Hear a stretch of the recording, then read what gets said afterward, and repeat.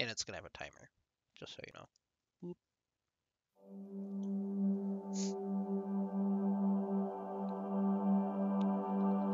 Honestly, I think I might buy some of those the bee emotes. They're so good. Yeah, they are really cute.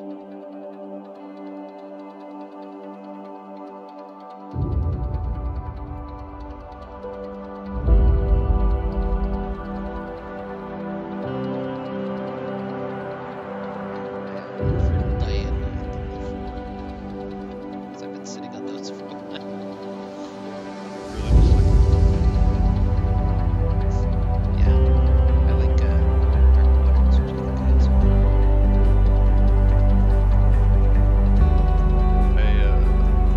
I like used to look for night after release from the All-Star stuff. Crazy.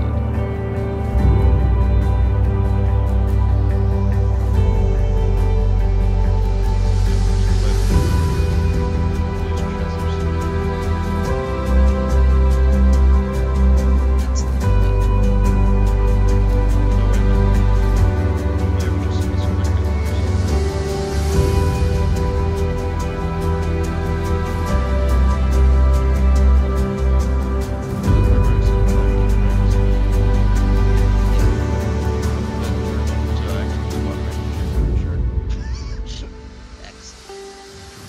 Get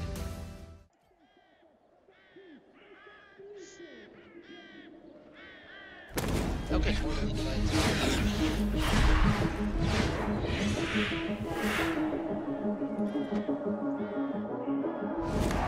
Welcome to the world, no heroes and villains. Welcome to Hi. the war. I just want to say hi. Only begun, so You're not very happy about weapon and face it. I'm just barely Blood awake, on the ground, honestly. go and take I know, it. yeah. You give I don't know, what side do you want? Maris, what side do we want? That's why we go. What side do we want? You chase it. It's deep in your bones, go and take it. This is your You're all the good players. now is You're also on stream. so prove yourself Do you give them a second pick? make them remember you. Alright, goodbye, Maris. Thank you.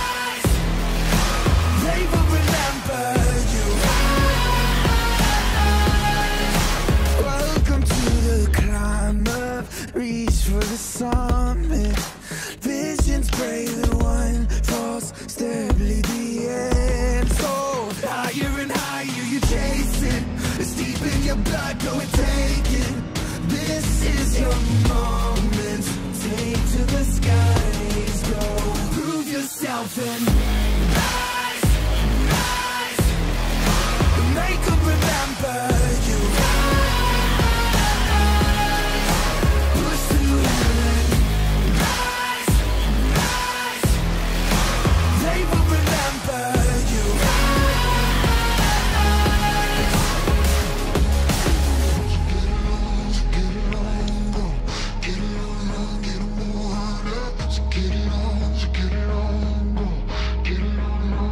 It is you fight among the dead beneath the dirt. Or do you know yet? Or do you want it? And when the giants call to ask you what you're worth, or do you know yet? When I die, Just get the 2 diamond. prove yourself and rise, rise. Make them remember you. Push through it. Rise, rise. They will remember you. Prove yourself and rise, rise. Pick up your weapon and face it. Rise. It's deep in your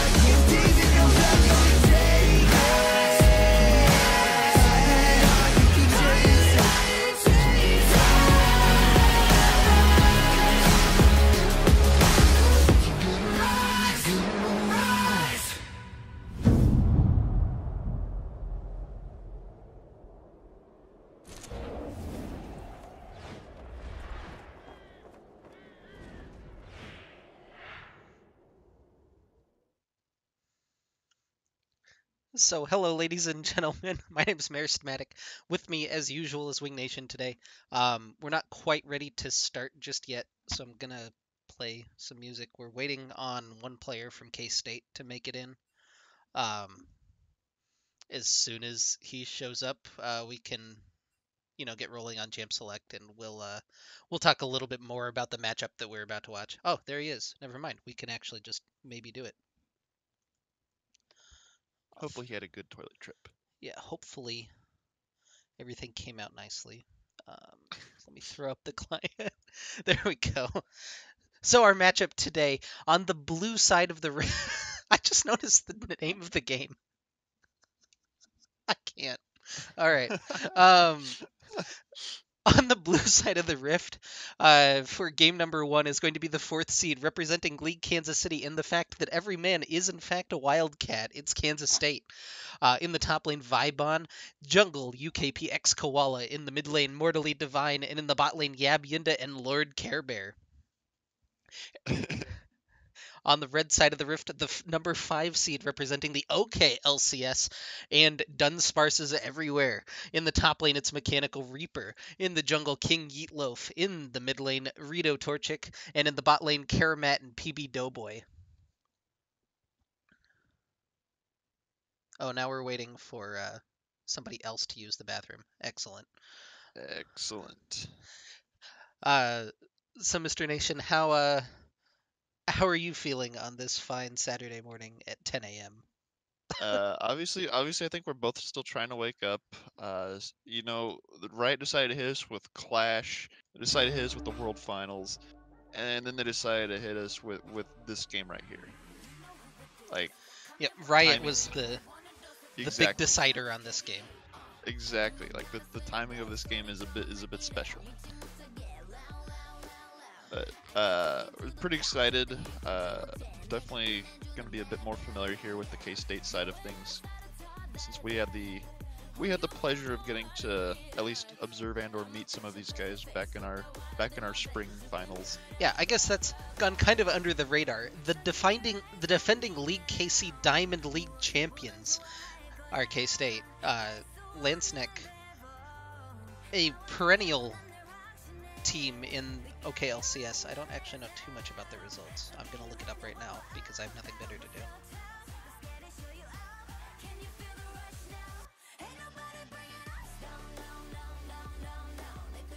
Oh no, they hit all of the previous... The website's actually trolling me right now. There we go. Okay. Snek finished 2nd in Season 1, 3rd in Season 2, 3rd in Season 3, and then have not been on the leaderboard since then, so... So it's been a little bit since we've seen the ascension of Snek into the top of the OKLCS, but they're back, ready to challenge.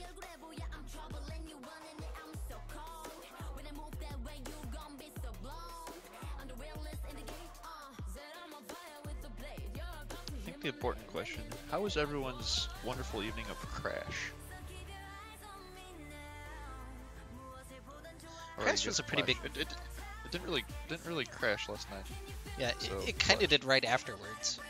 It like didn't know how to... I didn't know how to process the victories. The end, yeah.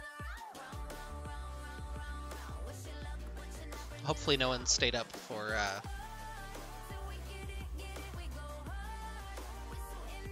the final, because that was kind of special apparently.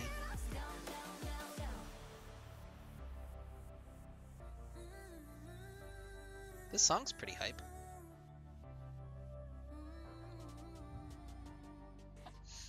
Oh, you're playing the... Yeah, I got the Pretty KDA indifferent. song. The video, I really like the cinematics, but I don't particularly care for the song.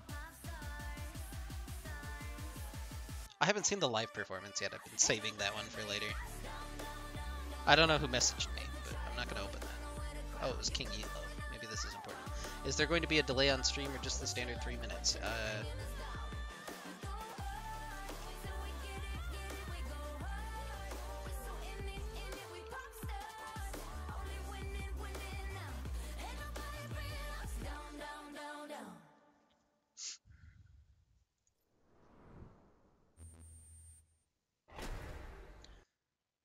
Yeah, I know we had a fairly easy time with our Clash bracket, but I think we were placed a little bit lower than we probably should have been. Yeah, easy clap. That was. I'm not gonna complain. I enjoyed the stomps, to be honest.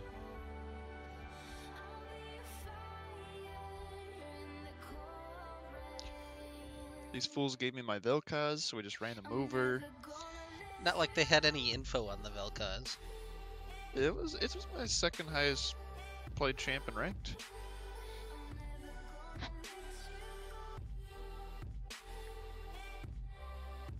Then of course they were confused by game one. The game one information puzzled them or tricked them a little bit more. That's the one thing I don't like is you compared to like our competitive league or other competitive leagues similar to this is like here you get to observe the same teams over and over, kind of figure out their patterns and make actual game plans. That's like, oh, I got 5 minutes to figure out what I want to not play against, and then like such a super weak scouting period. I thought it was like 7 or 8 minutes on PBE, so that was It kinda... was. It was. I wonder if they just reduce the time and keep the loads. I don't know. I don't know why they would reduce the time by a couple minutes. I mean, it seems like they're more worried about just having it Performance. perform rather than the game flow, and they'll fix that later.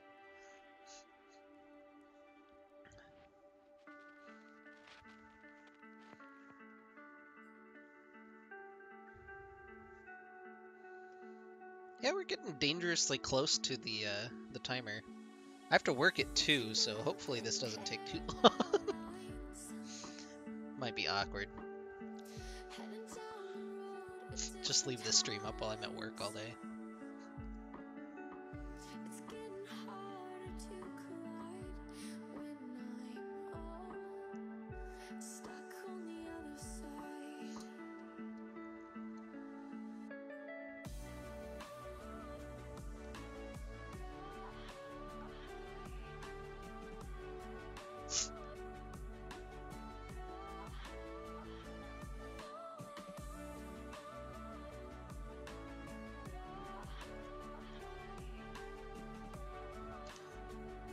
Did you notice your nice new profile banner? I did. I took a look at it yesterday, and first thing I noticed was, oh, I have an option to change between banners once I win more than one. Once you do. The confidence. Yes. Especially if we keep sandbagging and end up in tier 4.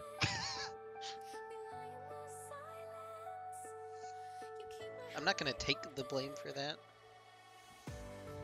Because I'm Yeah, I'm gonna listed blame as a solid tier 3 player, but... I'm gonna blame you at that, not because of you being the tier 3 player, but I'm gonna blame you.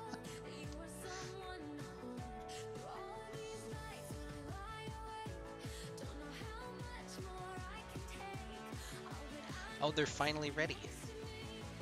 We'll get some League of Legends action. So welcome, ladies and gentlemen, into the pick and ban phase officially. We'll get started with our playoff match.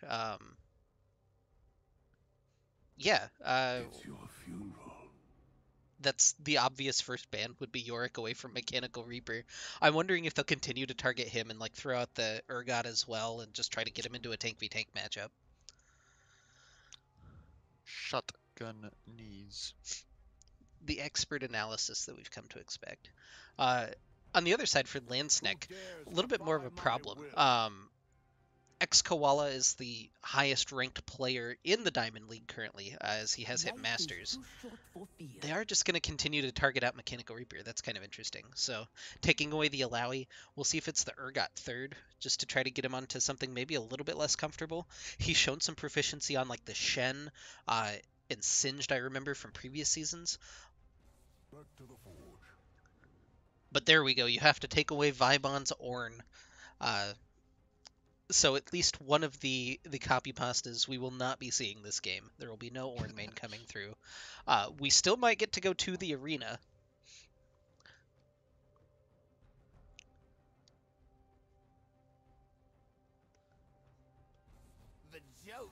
They're taking away King Elo Shaco. That's actually I believe his second most played champion this split, and it's one he was named after for the longest time. He was King Shack Daddy, and I know that it's his personal favorite champion.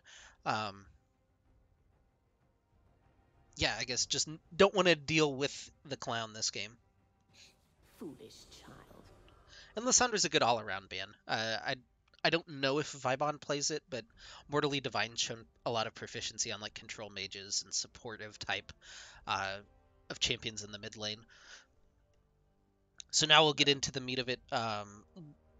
What pick priority do you want to see? Well, there's the Urgot. Okay. Oh, there's the Urgot denial. So that was something I was going to mention. Is rather than using a third ban on it, they're just like, we'll take it. I'd be curious to see if Kansas State would plan on flexing that, or if they're just going to keep it up in the top lane. Urgot mid seems to have died a little bit in popularity, I think. Not 100% sure on that, but I've been seeing less and less of it. Yeah, I personally haven't seen it in a long time. Not that that matters. There's the Fizz for Rito Torchic. It's it's his favorite champion, I believe. It's something that he's popped off on several times during this split, including um, it was not the last game they played, but the one before that, which was actually 3 weeks ago because there was a forfeit in there. But he went 14-4 on the Fizz against Team Fish Taco in a pretty important game for them.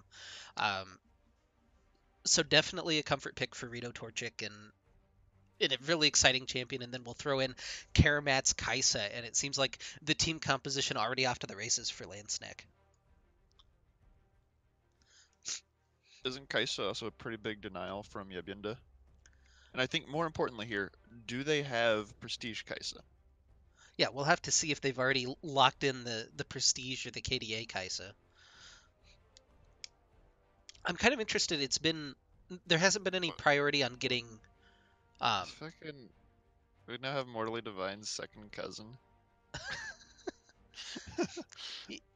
There hasn't been Damn any it. priority on to getting junglers early, which is something that we'll see a lot in pro play and even fairly frequently in Gold League, is making because that matchup isn't as important. But both teams opting not to pick up a jungler so far. And they'll grab Yabienda's Lucian, which is a good champion for him. If you go too deep, you at least have a dash to get out.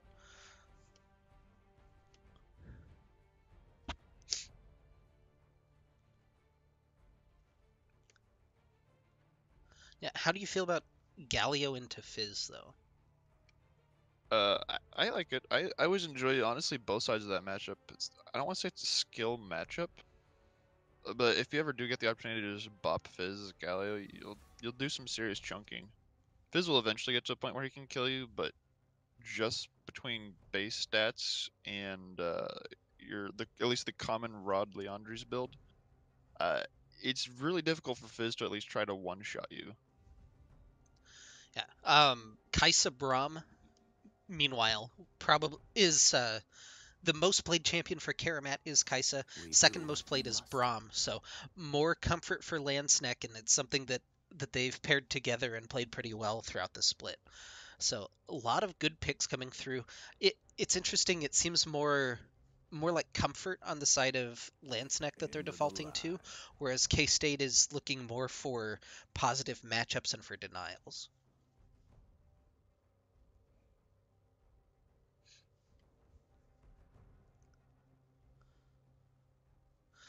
Now we're starting to see the priority on junglers. This is kind of what you worry about when you don't lock in your jungler early, is you start getting really kicked down the tier list. I will wait for you to be better. And the Camille as well against ex-Koala, so limiting his carry options. He still has Kha'Zix and Kindred on things that he's played this season. I don't know if we'll see either of those picks. And then the Shen taken away from Mechanical Reaper is going to knock him down to a 4th or 5th pick as well. I actually really like that ban, because that Shen pick would have been fantastic for keeping a Fizz going in, or a Kaisa even alive.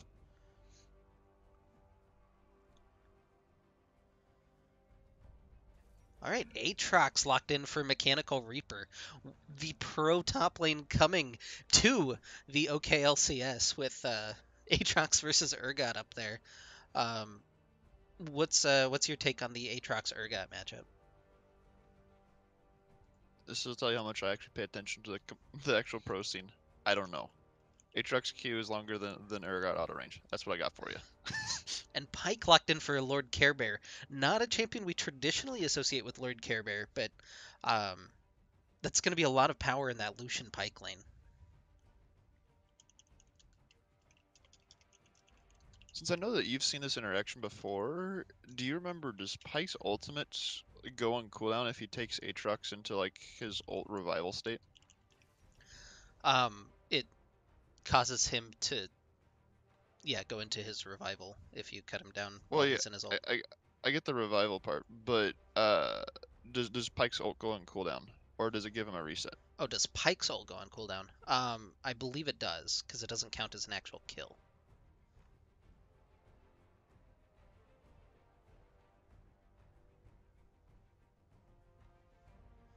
And there's the Kha'Zix. We were kind of talking about Gragas. Okay, so a little bit more all-around jungler for King Eatloaf.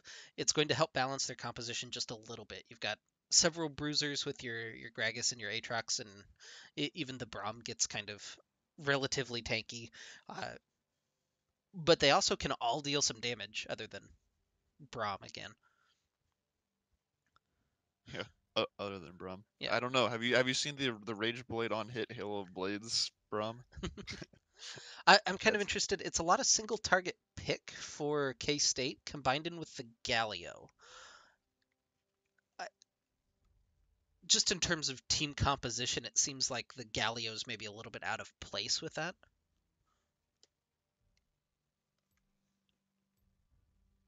I feel like more of the idea of the Galio rather than just the AoE team fight wombo is simply just keep one of your guys from going too ham, who might be known for going too ham, alive. Could be wrong though, but that could be the thought process. So we do have the 3-minute spectator delay now. Super exciting times. Gives us more time to kind of digest this champion select, but it's oh, I got a new mission just now. Yep, I plays could Ari or win 3 games. win a game as Ari or win 3 games. That's kind of difficult. I don't know if I'll ever win 3 games again. I also don't really like playing Ari. Yeah, anyway, there's a lot of damage on both teams. These are going to be pretty explosive team fights. It it is kind of interesting. The big mitigation is the Braum and the Galio, and how they use the damage reduction from Galio and the unbreakable from Braum. I think is really going to decide where the battle lines are drawn in these team fights and how it looks. We could also just see like Fizz and Aatrox and Urgot all just coming in from random flanks, and there just being no set battle lines. Do you favor one team composition over the other? I mean, I know I'm biased, but I do think I like K-State's more. I feel like there's a little bit more meat behind this squad. Sure, if someone gets ISO picked, then I mean that seems to be the goal of Snek. But I don't know. Maybe it's just my preference for the champions is what's biasing me here. So like, let me some Galio, let me some Kha'Zix, let me some shotgun knees. Pike or Fizz players can go jump off a cliff. That's kind of my weighing of here. I'm feeling targeted right now, and Yeah, uh, yeah.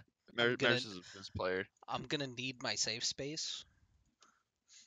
I just realized I hadn't updated the stream titles for the non-Twitch streams, so it's going to doing that. Professional production value, by the way. Of course.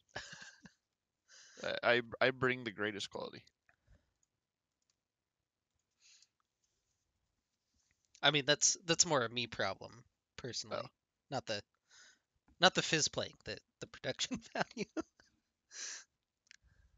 Anyway, yeah, this should be a bloodbath. This best of 3 will determine which team gets to go to LAN and which team will be sitting at home and watching.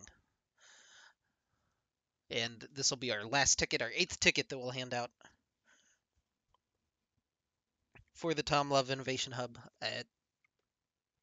Yeah, last night we saw Unlucky Retribution. kind of roll over propulsion, honestly. That game wasn't as close as I anticipated, and hopefully this one delivers just a little bit more than that one does. We finally killed off the rest of the spectator delay. We did it. We talked for another 3 minutes about nothing. Yeah, and I got to get up my early morning flame. Feels good.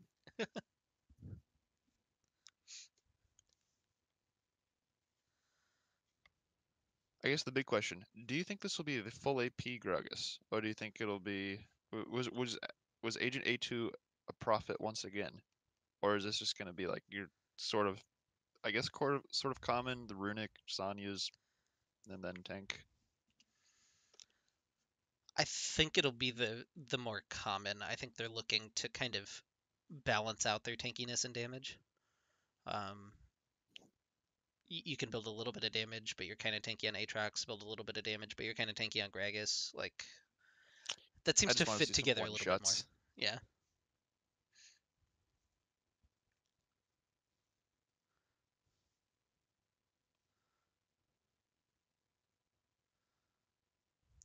Base Kaisa for Karamat, by the way. Yes, I was noticing that and was slightly disappointed. Yeah, no KDA picked up just yet. Maybe not at all. Especially if he's not going with the Bullet Angel or whatever that skin's called. Is lethal tempo standard for Kaisa? Actually, just curious. It's standard-ish. There's an argument to be made between that and Fleet Footwork. Basically, you can go lethal tempo for the bigger burst, the higher damage potential, or you can go Fleet for a little bit safer lane.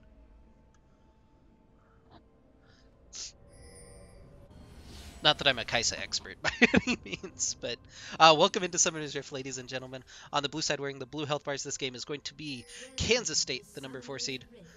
In the top lane, Vibon will be playing Urgot in the jungle, UKPX Koala on Kha'Zix. Kha'Zix is the name of that champion. Mortally Divine playing Galio, and Yabyinda and Lord Care Bear playing Lucian and Pyke. And on the red side, we've got Mechanical Reaper in the top lane on Aatrox. Can't believe I'm gonna have to say this word, but King Yeetloaf in the jungle on Gragas. We've got Rito Torchic on the Fizz mid lane, and we've got Karamat and PB Doughboy on the Kaisa Braum bot lane. I had to type it onto a slide, so I don't. It's hard to take seriously, you know, King Yeetloaf. Feels like we've regressed a little bit as a society. Everybody's stacked up, though, for K-State. They found PB Doughboy, maybe looking for a little bit early ward. He's going to take, actually, not that much damage. Yeah, that could have gone way worse, and now Urgot might be late to lane. Reaper's leashing, so not going to be too delayed anyway. Yeah, hopefully they don't miss out. Neither one of them miss out on the minions, but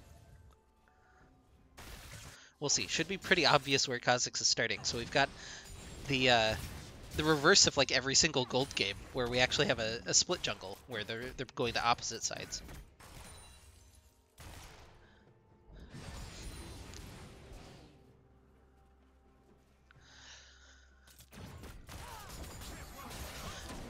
So if you're Kha'Zix, what are you looking to do early game? Are you trying to scale to level 6 and get some ganks off, or are you looking early on at Mechanical Reaper up here in the top lane, looking for that gank?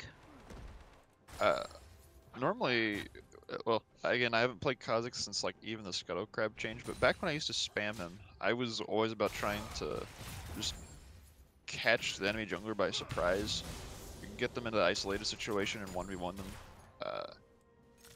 and then just get out before any lane could respond. So normally, if assuming this would be me now with Scuttle Crabs, I would typically use them as bait. Seeing that they're split jungle, not much you can really do there though. Just sort of get scaling, get your 6, get little baby yoink. Yeah, a lot of trading going on in the bottom lane, but nothing super worthwhile. Although King Yeetloaf's coming in. Level 3 gank from Gragas, the dash out from Yabyinda. They're trying to catch on to him, but there's no slow from the winner's bite. Oh, teleport's already being channeled in. The double teleport from K-State. Karamat gets flipped over with the Bone Skewer. Flipped back in by the Disdain, and that's first blood for Kansas State. Pulling the trigger super early on the double teleport. That's a pretty big investment at level 3. Yeah, it's a huge investment. But you do get first blood. It does go into your Urgot. I couldn't tell if they were trying to hand the kill over to Yabyinda or not. They sort of like delayed their final damage on it before Shotgun Knee took it. I was curious what they were doing there because it seemed like their bot lane was very aware that the gank was happening and they intentionally were slow. That or they just were slow responding to it. But maybe I'm giving them more credit than. Yeah, it's difficult. We're both lowly gold players, so analyzing the diamond games, sometimes you want to give them the benefit of the doubt because you're like, man, these guys are godly, you know, they're the best at League of Legends, but every once in a while the plays are just a little too questionable. Rito Torchic may be a little bit caught, although Yelov is here to respond, and the explosive cask will pick up, well, not the explosive cask, the other one. The baby cask will pick up the kill for Yeetlov. Rito Torchic takes a tower shot. The teleport was channeled for Mechanical Reaper and canceled. So any teleport advantage that he had is now gone, but they do exchange the kill in the mid lane as UKPX Koala goes down. That was always the trigger to me when as a Kazakhs player was if I died before I got a kill. That was like game's over. That's how my mind is as a Kazakhs. GG FF8. Go next. Yep. Yeah, in this case FF4. I've been playing too many ARAMs recently. The surrender timer is 8. That's always the big yikes. But yeah, we'll have to see. Mechanical Reaper's teleport should still come up before Vibon and Mortally Divine, so he should have a little bit of a window where he could look to make a play, but right now everybody should be stuck in lanes for a little bit, maybe a little bit less action, as we've already started off with a bloody game. Well, maybe not. Already going in, Koala grabs the little bit of damage as he jumps in with the Kazakhs. PB Doughboy's taken low. Another shot from Yabyinda won't do it, but he gets stunned by the Braum passive. They're trying to turn it around. Now Karamat turning damage onto him. Yeetlov in the front line, tanking it up, but he's not going to go down. Everybody gets out safely. Disdain in the top lane, but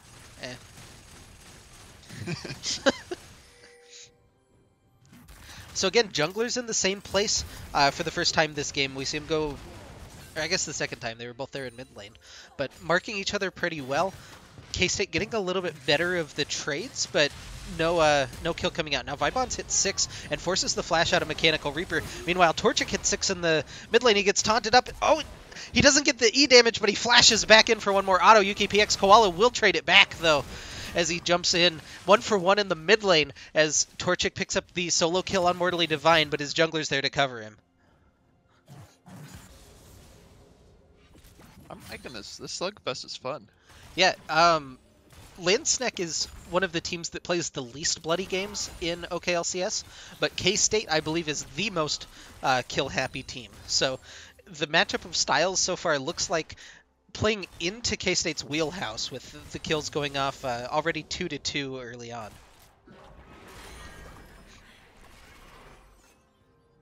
And Lord Kerber can just walk up and deny the minion wave, basically, from Snek. The health bars from PB Doughboy and Karamat just not there to really step up in the lane. Yabyinda going in, forces the Unbreakable out, takes a big chunk of damage, actually doesn't even take a tower shot, and that should force the support of Snek back.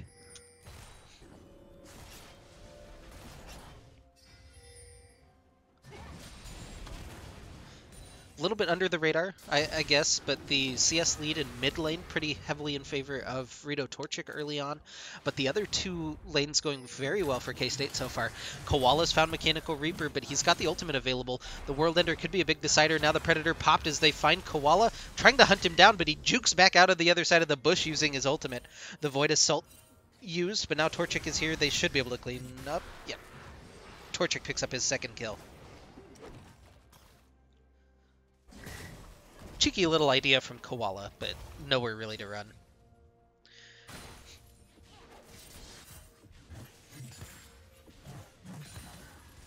Honestly, I was expecting after he stealthed out of the bush for the juke, I thought he was going to try to just, like, finish off Yeetloaf since Yeetloaf was pretty low there. But since Koala had gotten that Dark Harvest stack, I think he could have done it maybe. Yeah, Maybe I'm wrong. It might have been better to look for the 2v2 there, but he might have thought that Mortally Divine would have a little bit of a shove in mid lane and be able to respond faster, or be able to call in the Grand Entrance, but it looks like Mortally Divine's just sitting a little bit too low on mana to really participate.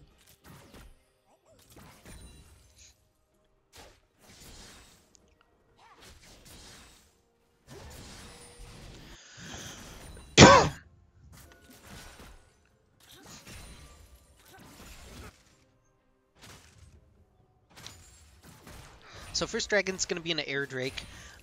Do you think either team puts a huge priority on that, or is it one that we're going to see just kind of the continual lane ganks and maybe grab it as a prize later?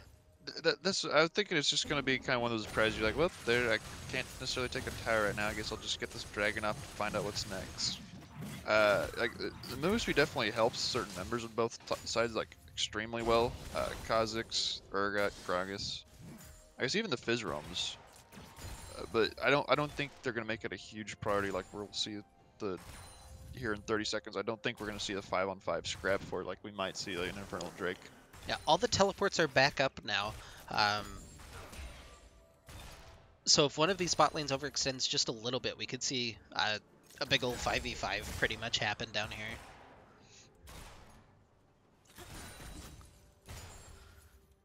And it seems like both teams are pretty aware of that, as both junglers have made their way nearby.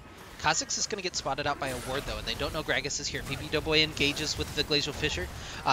They stun up Yabyinda. They're going to take him down before the teleport comes in, but now Mechanical Reaper's here as they're looking for Lord Care Bear, trying to finish him off. He's got Ghostwater Dive available, I believe. Bone Skewer connects, but he's not going to be able to finish off PB Doughboy, and that's 2 kills going over to Snek. Now Torchic found Mortally Divine on the roam, but man, there's just no damage coming out. But Koala's here as he comes over the Taste of Their Fear, chunking Rito Torchic out, but he'll be able to walk away from that one. So a successful play by Snek, and now, as you mentioned, kind of the extra prize on the back of everything will be this Cloud Dragon. Mortally Divine threatening. They could potentially just turn that back onto him. But there you go. You kill the bot lane, you grab the dragon, and now Snek out to about a 700 gold lead. It's still relatively close, though. Yeetloaf's here. Oh, tries to interrupt the Justice Punch, but not able to get in there.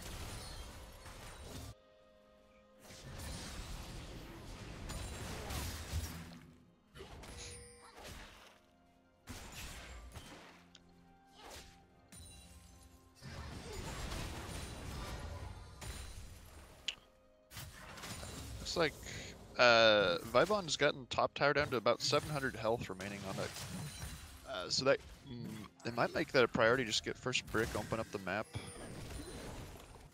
Not 100% sure. Yeah, and with the shove that they've had in top lane, you could look at a Rift Herald early on as well. Both of these junglers have been set up pretty obviously on the same side of the map now. It's kind of interesting, given the split starts that they've wound up in the same place for pretty much every gank. Like, they've had the same ideas. Also, Mechanical Reaper has the banners out on the Aatrox. Stylistic pick. Going to just point that one out. I always forget that they added that at a later time. So the few times I've played new Aatrox, rest in peace. I just forget about it. Yeah, I just don't like them on the mecha skin. He looks more intimidating without the war banners, which is kind of weird to say. Yeah, I mean, Justicar and Sea Hunter are like better, maybe. Hey, I don't know. don't knock my purple chroma, man. Don't kill my dreams. Anyway, Kha'Zix is walked into the bush in bottom lane. They're looking for PB Doughboy. Not able to find anything, though. The Undertow not able to connect from, well, big trade in the top lane. The World Ender popped for Mechanical Reapers. He's trying to chase down Vibon, waiting for that to time out, and then he could fire his ult back in and maybe turn that. But Yeetloaf is here! The Predator and the Flash on Gragas, and they immediately delete Vibon from the map. He moves pretty fast for a fat man.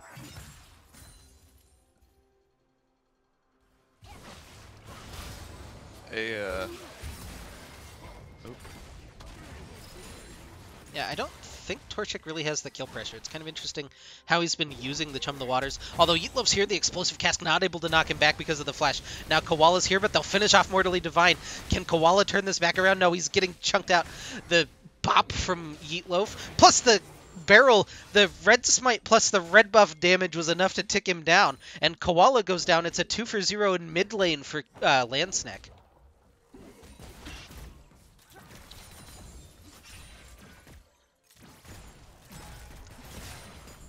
Well, I don't know what to say. That was yikes. Yeah, maybe this is the gold coming out, but it feels kind of strange that K-State keeps coming back to the mid lane looking for kills.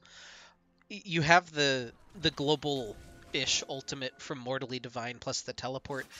It feels like you should go to top lane or to bottom lane and look to leverage those ultimates rather than to continue to return and try to kill the Fizz.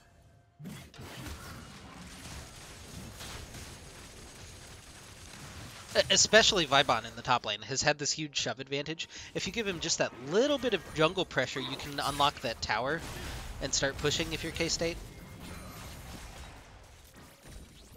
Again, maybe the gold coming out, but that feels like the better macro play. Plus, you almost have this turret down in bottom lane as well.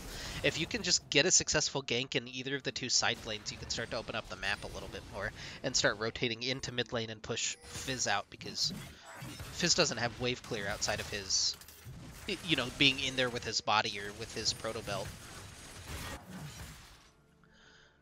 Now we're seeing the roam to bottom lane. Galio's going to be ahead of Fizz. Meanwhile, in the top lane, the ultimate not going to connect from Vibon, but he'll... Oh, it did connect. It looked like it missed on my screen. Regardless, it's a solo kill in top, and that should be the tower for Vibon as well. So that's probably the most important play that we've seen. A lot of these kills going over to Snek, but if you can start getting that tower advantage in favor, we'll see that gold lead start to flip very quickly. They don't want to overextend for this. The Unbreakable just warding him off the turret. The Glacial Fisher coming out. But here comes the Grand Entrance from Mortally Divine. They're looking to turn this back. Rado Torchic doesn't hit the Chum of the Waters, but they... Oh! Well, he walked back over the Chum of the Waters. Mortally Divine now in enemy territory. He'll get picked off as well. 2-for-0 for Snek now. Explosive Cask is good as that pulls back in the jungler, and Yabyinda just forced to cull and walk away. So it's a good collapse by Snek, and Vibon didn't get that top tower. That's a surprising one to me. Is Vibon based? Yeah, are they So gonna lose? are they gonna lose first brick here? Yeah, they should be able to. They'll Yeah, just tank it up. there's first brick for Snek. And second brick. Interesting decisions going on here. Yeah, it just seems like K-State lost a little bit of touch with their macro advantage. They will pick up that one in return, but this went from 1,000 gold game out to about a 6,000 just off of the result of the turrets going down. Dragon coming up in 5 seconds. What flavor is it? It's another air dragon, so... The only thing I could think of that Kansas State might have been thinking, again, this is just speculation, but is Vibon could have bought to buy after his solo kill and to heal up so he could join in with his teleport. Yeah, they found Mechanical Reaper. He's... Oh, they got him with the Fear Beyond Death, and you're in the meat grinder, brother, as he gets pulled in. KSU picks up the the kill onto Mechanical Reaper, and that should be the Rift Herald potentially as well. Yabyinda walks into the troll pole. That was a oops, I just lost half my life kind of thing. Oh, Care Bear gets hit by the Chum of the Waters. Torchic is here, so's Karamat, and Karamat's now on a rampage. Mortally Divine in a little bit of trouble as well, as PB Doughboy will slow him up. They blast Conan back into the team, and Karamat gets the kill as well. So 2 more kills going for Snek. It was a good start for K-State, but they're not able to really capitalize on it and lose the support in their mid lane in the process. Now another Air Dragon potentially going over to Snek.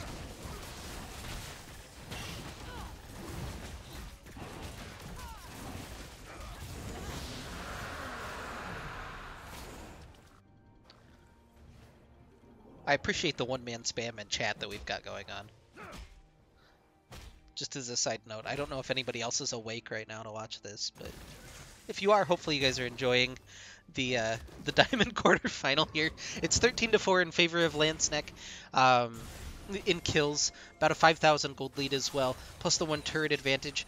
The biggest thing I will say is that mid turret is down, and that's going to give them a lot of access into K-State's jungle. I mean, right now you got mid turrets down, you got 5 kills on a Kaisa and 4 kills on a Fizz. Hey, the differential there is pretty big. Also the whole 50 CS, 60 CS. Yeah, if you just look at the gold across the board, just a huge advantage for Fizz over Galio. A little bit of a smaller one, it's about 1,500, but that's still pretty significant for Karamat over Yabyinda. K-State did pick up the Rift Herald. They're dropping it mid. Could be an opportunity here, but Snek is looking to collapse with their bottom lane. They're going to lose their mid turret, but Mechanical Reaper sees his moment, goes in with the World Ender. Yeetloaf is here as well. And Mortally Divine gets caught, but he's able to flash back out of the wall, but Karamat dives in on top of him and will pick up the kill. Now Vibon off to enemy territory, and we'll see who picks that one up. It's another one going over to Karamat. He's 7-1 on this Kaisa.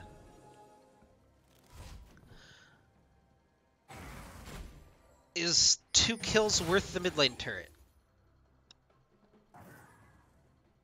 You gave over some shut. It was a small shutdown, but you did give over shutdown gold on Vibon, so probably not. Galio not necessarily worth the whole lot right now, 0.52. And I don't think they made the CS changes till the next patch for your bounty, so probably still not worth for K-State. Yeah, I Sure, tend you to open up agree. the map. You certainly open up the map, but between Protobelt and Fizz being ahead, he's going to be shoving that wave in anyway. So while you might have better access to their jungle, you have to be able to push forward to get to that access anyway. Yeah, it's difficult. We can see kind of the defensive vision line set up from K-State around their red buff.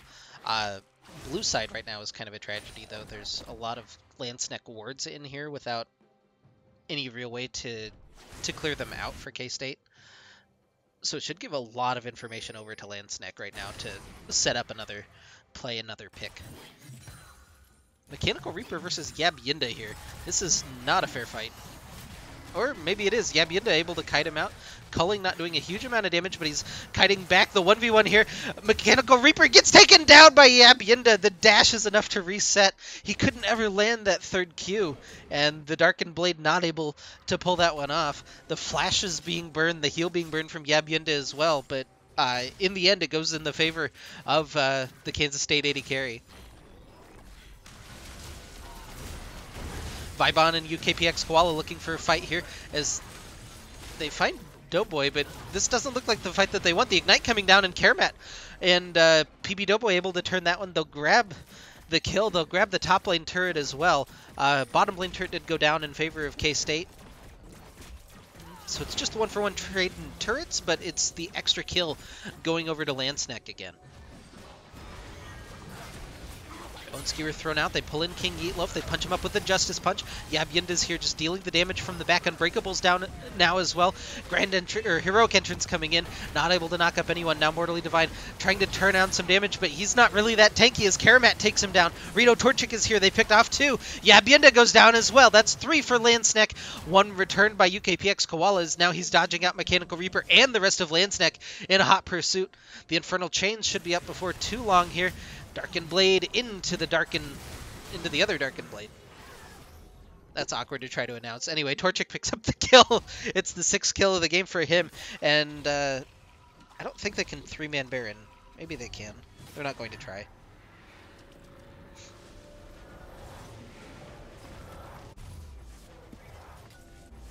Anyway, that entire fight sort of started off that. Well, so we saw Yabyinda solo kill Mechanical Reaper down bot lane.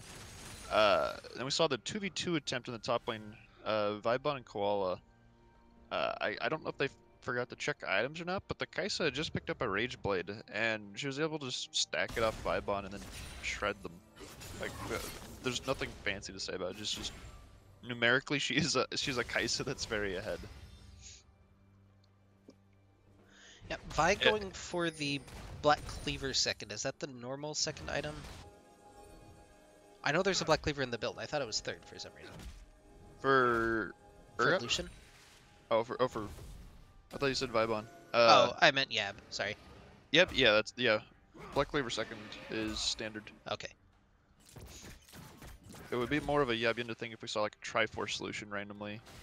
Kind of like his old, he keeps busting out the Triforce Kog'Maw used to. Yeah, for some reason I thought it was the Zeal item second and then Black Cleaver, but I haven't played AD carry in a while. Apparently I'm a mid lane main now. Who knew? Another dragon coming up in 10 seconds. We'll see what flavor it is. It's another air dragon. So third air dragon on the books potentially. Look at the vision. I don't want to get away from what's happening, but the vision around Baron right now for Snek is disgusting.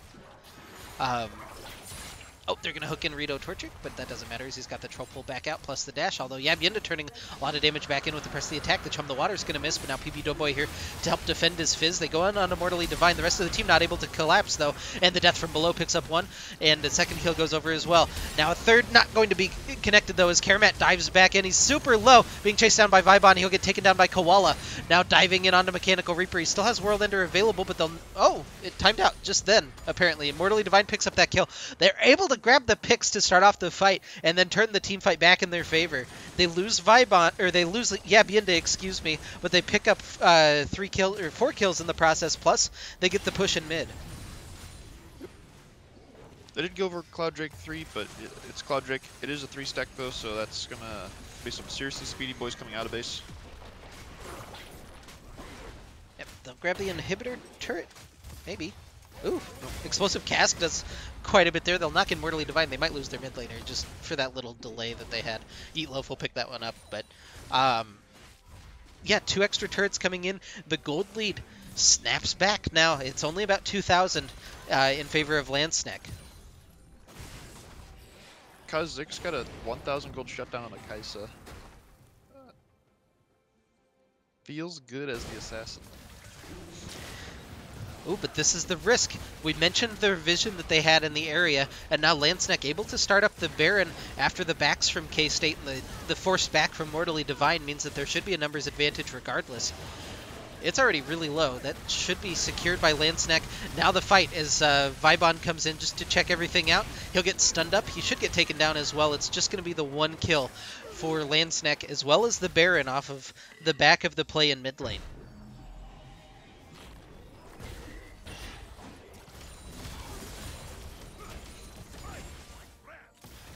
And immediately Snek seizes their opportunity. They jump into top lane, and they'll look to roll that into the inner turret. A lot of... all 3 inner turrets still up right now for Snek. So a lot of that freestanding gold that's going to be really tough to defend for K-State right now. Yeah, if you step forward and happen to lose a fight trying to defend that tier 2, next thing you know you lose at least 1 inhib, possibly 2 depending on where the minion waves are set up. Yeah, and that's what I am kind of curious about, how they set up their minion waves. Right now they've got Rito Torchic solo in the bottom lane. You'd think the only person that could really respond to that is Mortally Divine, but you also need him for wave clear in mid.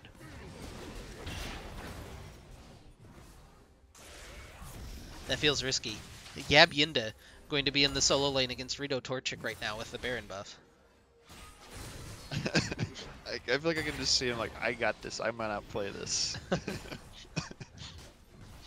Showing a lot of respect so far.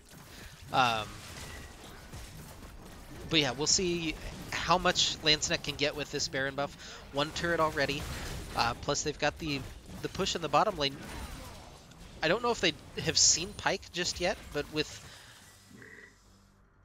2 there in the bottom lane, you'd have to imagine we're looking for an initiation from Snek here in mid with this next minion wave. It's a dangerous game that Care Bear is playing right now.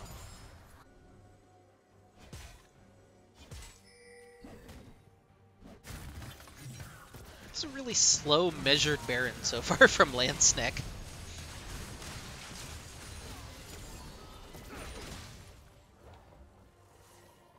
Looks like they're calling Yabyinda back to help defend the mid turret. Yeah, they're gonna give up that bottom lane turret, which feels like the right call. They've delayed that for quite a while. You still have culling available if you just need to get rid of a minion wave as well. Honestly, with the nerf to the culling, I don't know if it'll even kill like 3 Baroned up cast or like melee minions.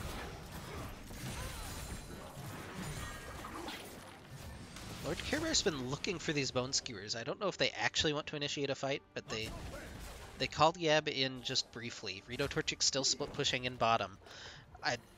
I don't know what more you're looking to get for Snek. It feels like they need to either pull the trigger or reset for that top wave. Oh, Mechanical Reaper gets pulled in, forced to pop the World Ender. And there's what we were worried about. Rito Torchic just solo kills Yab Yinda. No problem in that bottom lane. And that should open the gates for Snek. Well, maybe not. There's still a lot of respect being given right now to K-State. They're not trying to force anything. Karamat may be caught, but Koala can't finish him off. The knockup's not quite there, but he will go down eventually to the Ignited PB Doughboy. And it's another kill in favor of Snek as they push in. They're going to finally grab this middle turret right as the Baron buff expires for Snek. Oh, that was a good bone skewer onto Karamat, but they don't have anything to follow up. They'll lose their inhibitor in mid lane.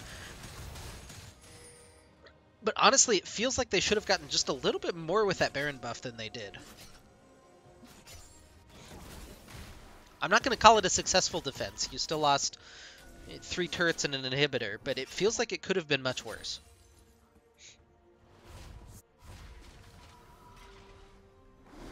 Instead, we'll be forced to reset briefly as they'll grab that top wave.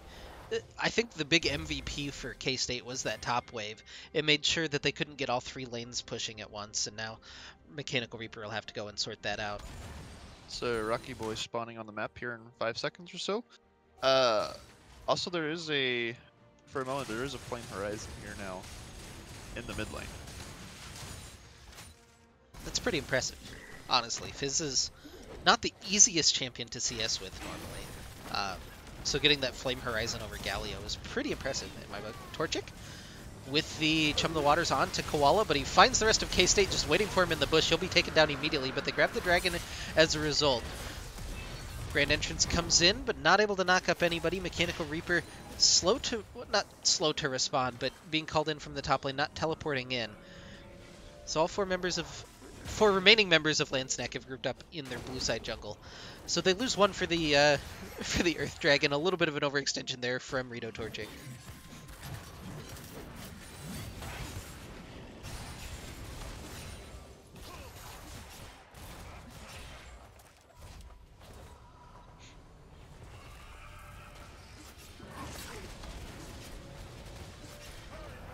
That recall animation is really spooky.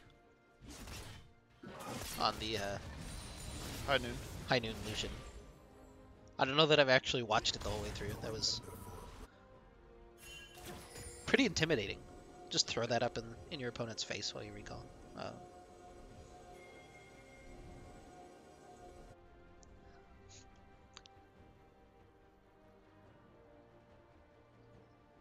Anyway, if you're K-State, do you have... What's your big hope to bring this one back? Are you just looking for the Baron steal here in a minute? Either look for a Baron steal or... There's been a couple instances this game where you've been able to get a pick that have turned into a relatively decent 5v4 that's helped you climb back. Like we had particularly the pick on Fizz earlier in mid lane. I'd be looking for something similar to that again. The issue at this point might come down to just straight numbers and math. Mid laner's 3 levels down. Yeah, no one's responding to Mechanical Reaper here in the bottom side. He's pushed in with that Aatrox. Oh, now finally Vibon's back there. I think the big one up, and Koala just hit it, was Koala wasn't 16. I figured he'd be pushing pretty hard to get his last evolution. No Rengar this game, so no 4 evolves. Vibon disdains in Mechanical Reaper. This should be a relatively even fight in terms of gold. Vibon able to annoy him with that Iceborne Gauntlet. He bought Knight's Vow 3rd. Interesting. Normally you see like the Righteous Glory pretty early on. Oh, the bait here from Snek. Oh, not able to pull the trigger on Care Bear. They didn't kind of interesting. They're stacked up there, but they didn't actually have vision over the wall to see anybody walking up.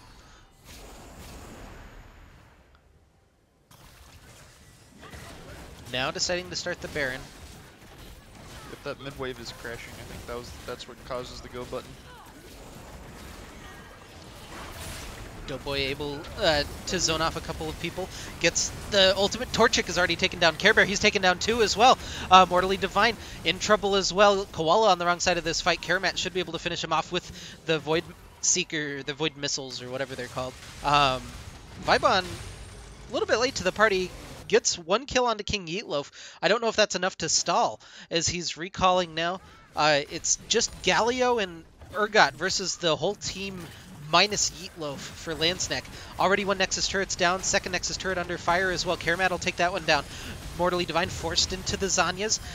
Vibon is trying to do damage, but it just doesn't matter. The damage reduction is pretty good. They've got 1, but it's not going to be enough. That'll be the Nexus turret. That'll be the Nexus going in favor of Team Snek. And game number 1 in the best of 3 for the OKLCS representatives. Pretty bloody early game into a very measured, calculated mid game for Snek. Karamat popped off on that Kaisa, 14-2. There, Torchic was able to buy enough space. It looked like from the draft, other than Mechanical Reaper on the Aatrox, they got pretty much exactly what they wanted for Snek. What do you think we're going to see in game number 2 to change things up? I don't know if it's simply K-State switches a bit more to comfort rather than denial picks. Well, I'm trying to remember the exact draft order. Koala Kha'Zix wasn't bad. Honestly, I feel like if Koala just had a redo and didn't have 2 to 3 early, maybe unnecessary deaths getting caught out in the enemy jungle, he could have maybe snowballed or gotten an earlier lead there. I don't know. I'm trying to figure out whether the Fizz was worth the ban. What the call would be. Probably draft a little bit more wave clear than just a Lucian. We've seen this even in our own Gold Cap leagues. We've seen teams put like Lucian and Galio and all these short range champs together, and then worst case scenario, like if we ever get put into a sieging point with that team comp, you're stuck and you're just dying because you have to step forward to that wave.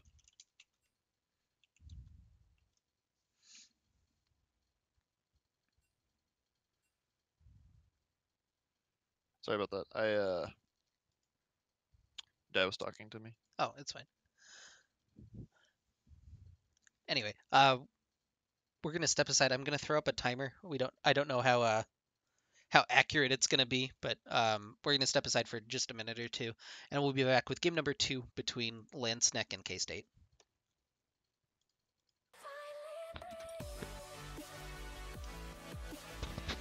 If I need to, I'm gonna just kill the timer. Just a heads up.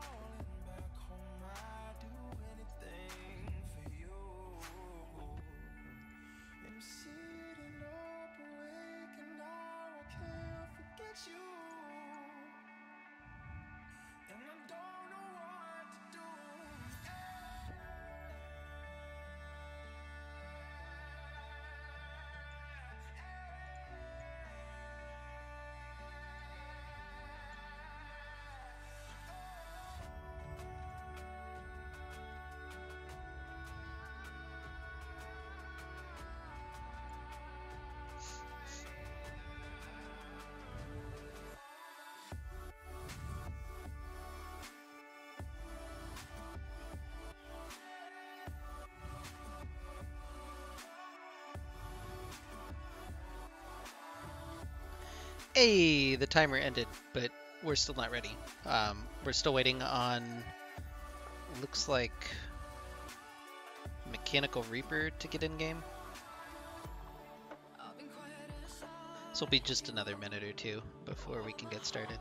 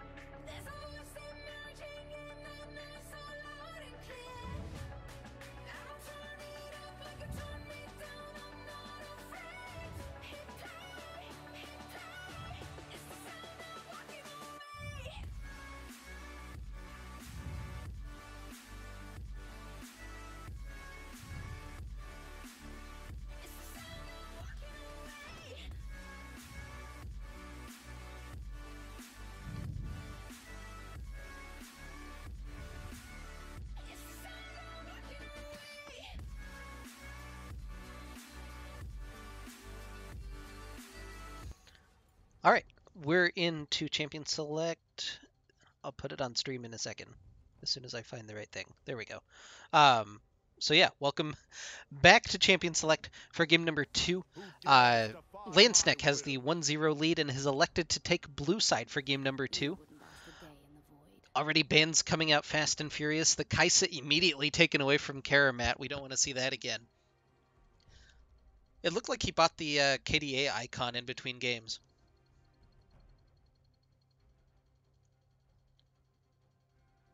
I don't know if Wignation made it back in for game number 2. We'll find out later. Could be the solo cast here. Anyway, Ornn and Yorick, top laners, taking away the respective mains of Mechanical Reaper and Vibon. Pretty much the same that we saw in game number 2, or in game number 1, excuse me. And the Lissandra, again, the flex pick. Basically more Mortally Divine's champion, though, than Vibon, but on the shelf for game number 2. And the Fizz. Okay. I was kind of curious if we'd see the Fizz come through again, but looks like not. Even into the counter matchup that they got with the Galio wasn't what they wanted, and they're going to take Urgot for Mechanical Reaper.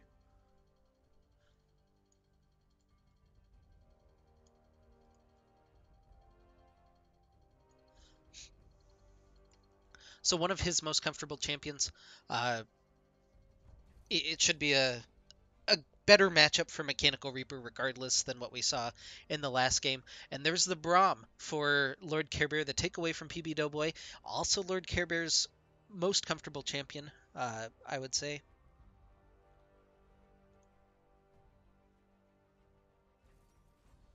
Oh, Winged has abandoned me. Unlucky. His internet apparently went down. They're going to take the Graves for Koala. It was something that they banned away from Yeetloaf in game 1, I believe. And they'll take it here. I was expecting, and I think we wanted to see him on something a little bit more active early game. Instead, it's going to be the more scaling pick for the jungle. And then the Lucian taken away for Karamat. So a lot of flip-flopping on these picks, a lot of takeaways. It still falls in the realm of comfort, but it's not that strict comfort that we were thinking that both teams would kind of rely on for game number 2.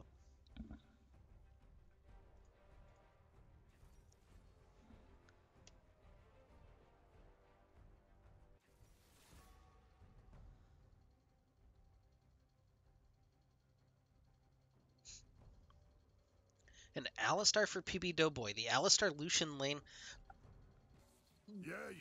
Pretty strong bottom lane combo. Could stack up pretty well with the Braum and whatever Yabienda wants to play. They're going to grab the Scion for Vibon, which is a solid pick into Urgot. It beats him up decently. Plus, you have the better innate tankiness. I like the matchup into Urgot.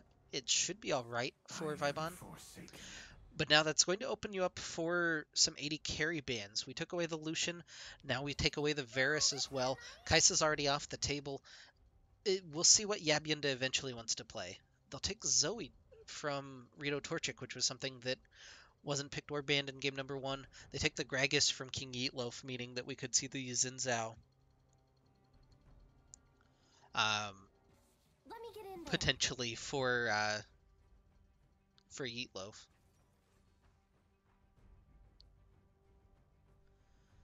Ezreal for Yabyenda. That's kind of interesting.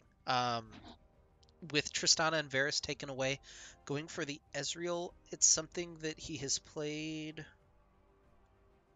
He actually hasn't played this season, so we have no points of reference for the Ezreal. I would assume it's been something that he's been working on, and we are going to the arena for King Yeatloaf as he locks in the Xin Zhao.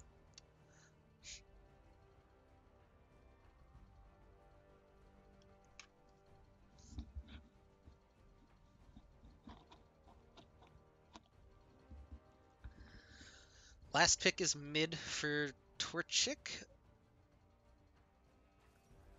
And he'll take Veigar. Glacial Augment Veigar, of course, catching on pretty highly. It's something that he's played once or twice, I believe. I remember watching one game on stream with him on that Veigar. He played it last week against Killer Whales, went 1-5, a little bit of a shakier game. But the week before against Team Fish Taco, 10-4 on it. So a decent pick for him. It's more of a generalist pick, and we'll see what Mortally Divine wants to counter with. It's going to be the Zillion, which will enable him to bring Graves or Ezreal back to life, but it's a pretty low damage composition from K-State. It's not without. It's a comfortable setup for them with Koala and Yabyenda on the damage and Mortally Divine on more of a supportive character. But against a team with basically 4 damage dealers and the Alistar, might be a little bit more difficult to execute. These will be really interesting team fights.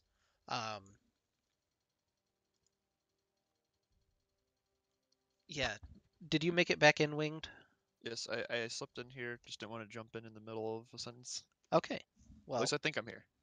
you think you're here. I can hear you. Okay, then Stream I'm can here. probably hear you as well, so that's good. Just in time for spectator delay. As penance, you'll have to talk all 3 minutes.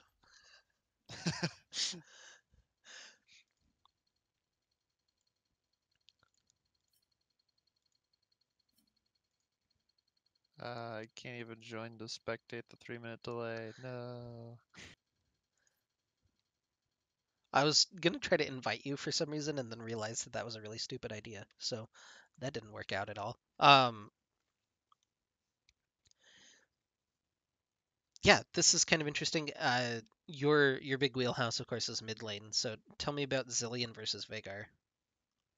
Well, Viger gonna try to one-shot you. Zillion gonna not or stop your one-shot.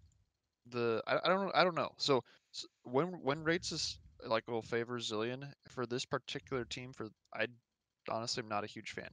I like the idea of being able to like resurrect the Graves and let him continue to pop off since the Ezreal should be relatively self-sufficient in the back. But maybe since job slightly forward. But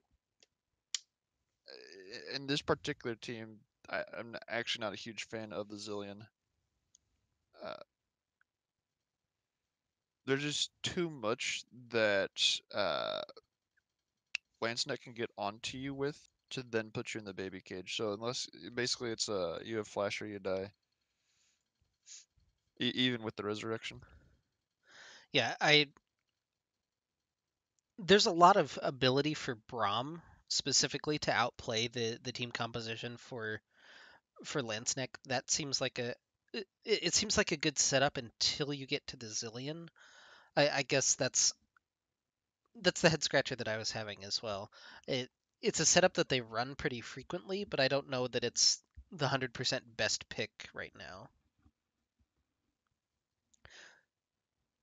But again, we like That's KSU's composition in game number 1, and they got steamrolled. So maybe we'll see the exact opposite here in game number 2.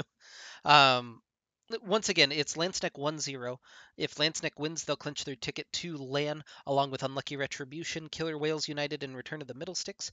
If they lose, we'll head into Silver Scrapes in game 3 and have that opportunity for K-State. So a I lot wonder riding on this draft. what sort of build the Spiker is going to be doing. Is he going to go for the Glacial Augment, or is he going for the more like traditional Comet? When it was on stream, it was the Glacial Augment build, which was 2 weeks ago or 3 weeks ago when they played Team I, Fish Taco. I they think. haven't touched the Vigar, or they haven't touched Glacial, so no reason not to do it again against a team that's going to run end or shift at you.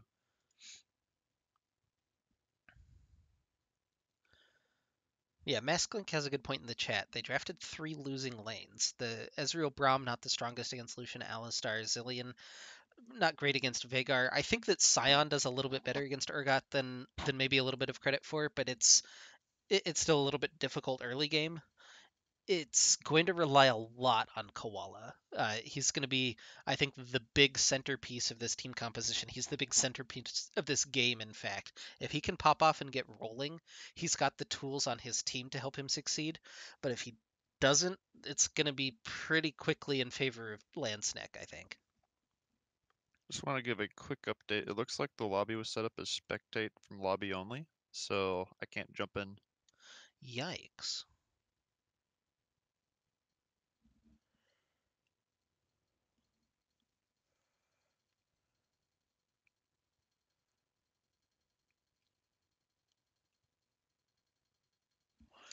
Well, looks like the Maris solo cast for game number 2.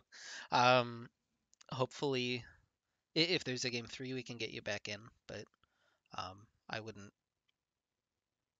want you to try to cast on a 15-second delay.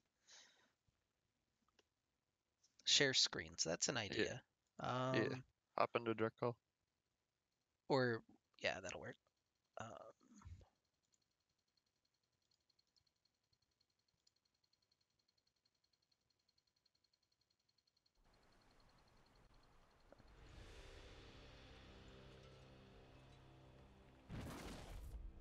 Okay, how's that for you? Yep, that works. Okay, I can see it. I don't care that the quality's shit. I just can see it. That's what matters. perfect. Okay. Welcome in game number 2, ladies and gentlemen. On the blue side of the rift, wearing the blue health bars, this game is going to be Lansnek, up 1-0, looking to close it out. In the top lane, Mechanical Reapers on Urgot, King Yeetloaf in the jungle on Zinzao, Reno Torchic in mid on Veigar, and Karamet and PP Doughboy playing Alistar Lucian. And on the red side, we're gonna have Vibon up on the Scion top. The Discord overlay is covering his name, but UKP Koala on the Graves jungle, Mortally Divine on the Zillion mid, and Yeb Yinda Lord Care Bear with the Ezreal Braum.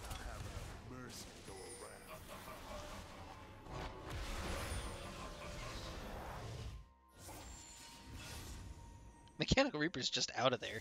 Didn't see the immediate invade. I'm going top lane. F you guys, we're going top.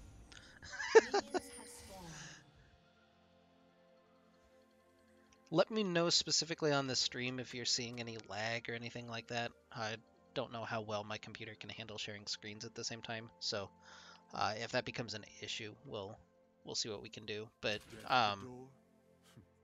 Worst case, I just drop out and we let Maris solo run. Anyway, once again, it's cross map starts. It's the red side start on both sides. Just kind of an interesting setup. Again, not one that we see in our gold cast, so a little bit more interesting than not. And it's gonna be, it looks like a full clear for Koala as he heads on to his Krugs next. And Yeetloaf is gonna jump ahead in his thinking. He's going for the far Scuttle Crab to try to deny that from Graves. It's having some lag. It's having some lag? Okay. Yeah, it's pretty consistent, so I'll just drop out. Okay. Oh, and we hit pause time. Perfect timing. All right. Well,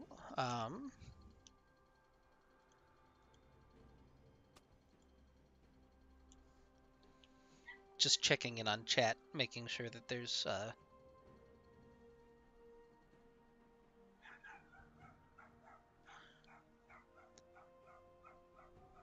nothing terrible. I don't want to risk a bunch of drops. Like we'll just roll with it for now. We can pick wing back up for game number 3 if we need to. Good. I just jump into this channel just in case. Oh geez. Looks like an issue with somebody's microphone, so it shouldn't be too long of a pause. Hopefully, because I don't have that much time. But yeah, there's not a whole lot to say so far. Just overall, we're looking at Snek looking to close it out, and the biggest thing that's happening is that God, there's a dog behind me that is just going at it. I don't know if you can hear him on stream, but the dog is not happy. But yeah, Yeetloof jumping onto the Scuttle Crab might be able to get both Scuttles away from Koala, which will slow up the Graves' early game, especially with... actually, he doesn't have Dark Harvest, never mind. He's just rocking the Fleet Footwork. Okay, we're ready.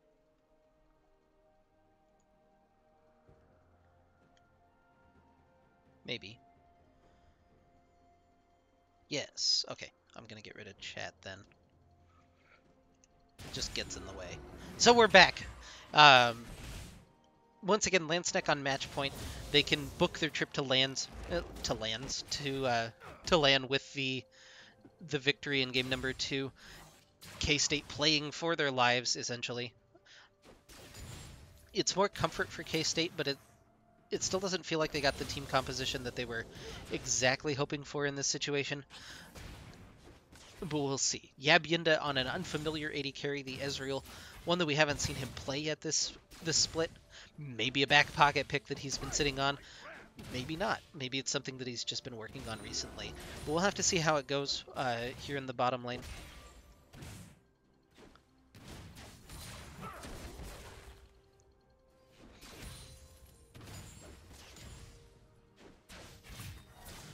But first dragon is Cloud Dragon, doesn't significantly favor either side. We're not going to see that huge priority on it. Normally in these games, the spectator camera just loves top lane. Man, that dog is still going at it. Yeah, Torchic's going to grab the cage onto Mortally Divine. Meteor not going to connect, though. It's just the trade back. The auto attacks from Mortally Divine actually doing quite a bit of work. Meanwhile, Vibon has the shove in on Mechanical Reaper.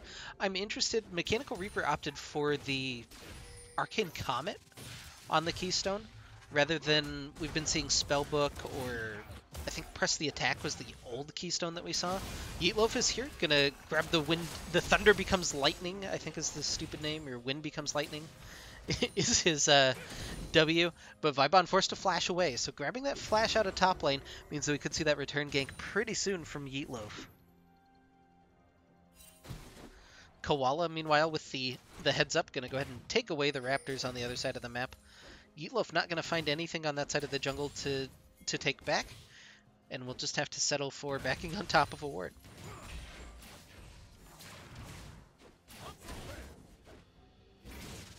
So it looks like it was just the 1-for-1 scuttle. Yabyinda's doing a decent job poking down with the Essence Flux, the W, the new W. He's getting the shifts into it in order to proc the W automatically. Really annoying, hard to dodge. But yeah, just trying to use a little bit of that range advantage. They found Koala trying to take the Krugs. Yeetloof is here. They're going to knock him back in. Gets taken pretty low. He still has Flash available, though. W going to connect, but the Guardian able to help him stay alive. It'll be the Flash and the Ignite being burned out of PB Doughboy in exchange for the Flash of Koala and another pause.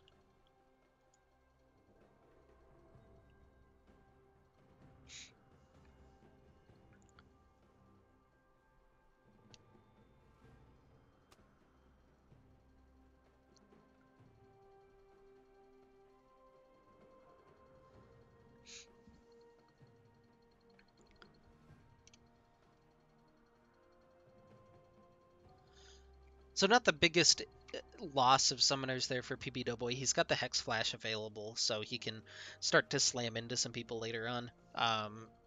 It still has that playmaking potential. So a worthwhile exchange for land Snek early on. K-State actually has a 700 gold lead right now, just based on the small CS advantage in bottom lane and the extra jungle camps for Koala.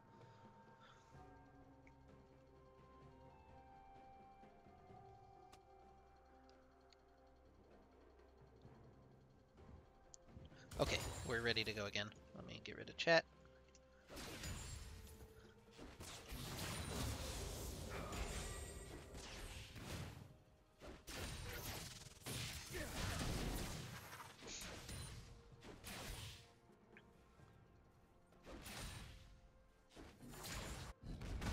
But yeah, Mechanical Reaper having a much better time in this matchup than he was in the Urgot versus Aatrox matchup on the reverse side. So it feels like that first pick already kind of justifying itself up there in the top lane. It got him just that little bit of comfort that he needed to maybe make a bigger impact this game than he had last game.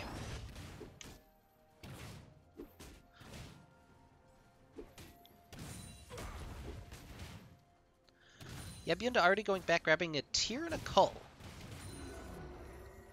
Interesting setup, means that he's going to be farming really hard for a mid-game power spike. I would imagine we're going to see the Trinity Force with that then, for the extra damage, plus Yab just likes doing damage, so that wouldn't be super surprising. If that lines up with Graves finishing potentially like a Storm Razor, we could see just a huge mid-game teamfight advantage for K-State, if nothing else happens in this game, which hopefully not, because I would be bored out of my mind trying to solo cast until then, but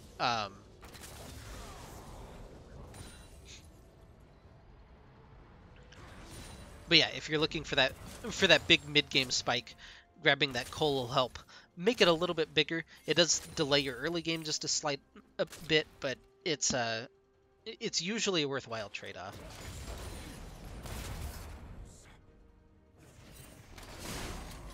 Again, I'm kind of curious about this Comet on Urgot. That's not the most standard thing. I've seen a handful of people run it.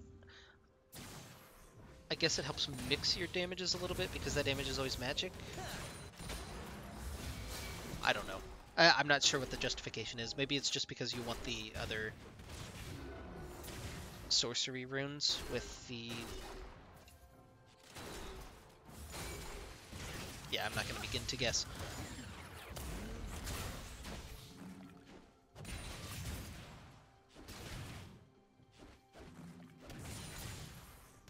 But yeah, the little invade that Koala did, grabbing the Raptors and then at least most of the Krugs, has jumped him out to a pretty decent farm advantage over a Yeetloaf. We've seen better gank pressure so far from the Xin Zhao, but that doesn't matter when you've got that late scaling Graves. A little bit less late scaling than normal with the Fleet Footwork rather than the Dark Harvest, but still, it's Graves is a pretty scary champion, and he's actually on the Dragon, I believe, right now. I'm gonna just peek. Yeah, he's already got that down and ticking away. That should be, yeah, pretty easily taken.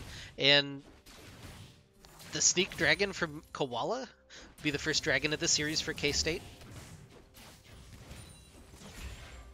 Just Graves things. And even despite that time investment, still up 14 CS. That's good jungle pathing. That's pod racing from UKPX Koala. Yeetloaf's hit level 6. We're starting to see ultimates available pretty much everywhere except for the land Snek bot lane. And there they got it as well.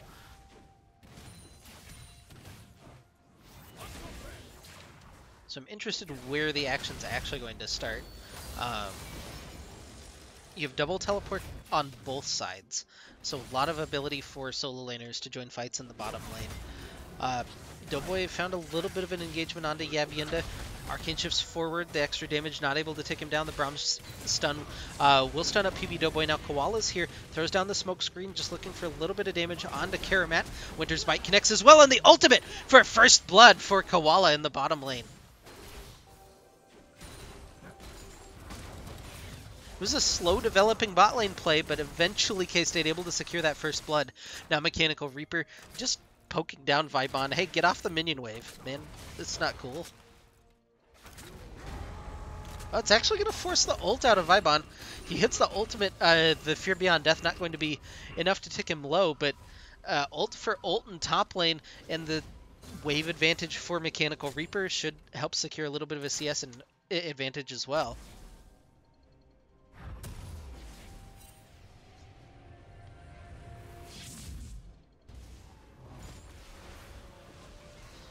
Yeah, we saw K-State jump out to a decent lead last game. They had 5 kills on the board, but weren't able to change that lead into anything more.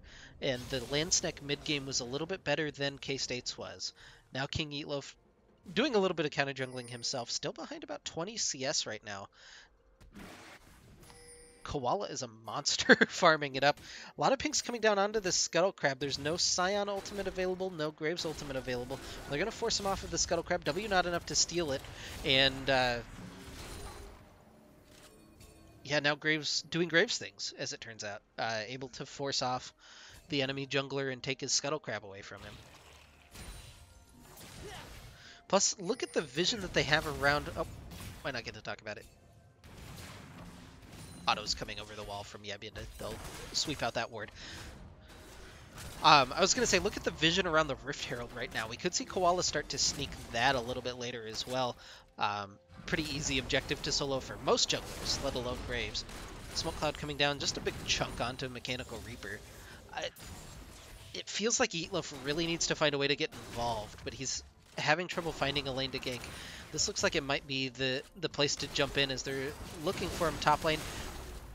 Little bit of miscommunication though as Yeatloaf was clearing the wave while Mechanical Reaper gets chunked out. Gonna force that Crescent Guard away from Yeatloaf, and 2v2 pretty unsuccessful for Snek. Now Doughboy's found Karamat, or Doughboy and Karamat going to engage on the bottom lane, kiting out though from Yabinda. The Winter's Bite slowing up as well. Mortally Divine taken pretty low by the Meteor from Rito Torchic in mid.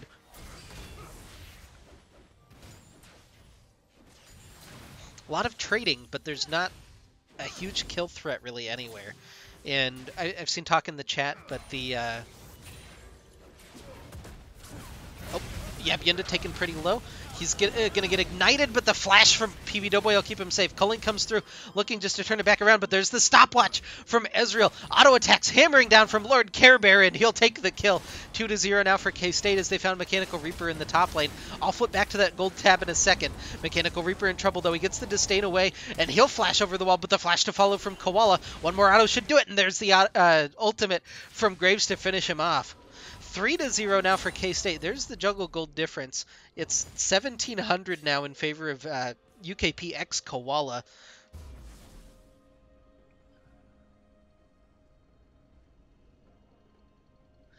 And now K-State with a pretty big advantage. And they'll look at the Rift Herald. They'll shout at Yeatloaf. Teleport coming in. This could be a bit dangerous for K-State. Mortally Divine with a good double bomb, and they'll immediately eliminate Yeatloaf from the map. Now auto attacks coming down as Koala chasing down onto Mechanical Reaper. Disdain throws him back in. The Fear Beyond Death ticking him down. Will he get the pull in? The Resurrect comes out onto Scion, keeping him alive, and Zombie Scion won't be used. It'll be the disengage now from Snek. And it's 4-0 advantage for K-State now.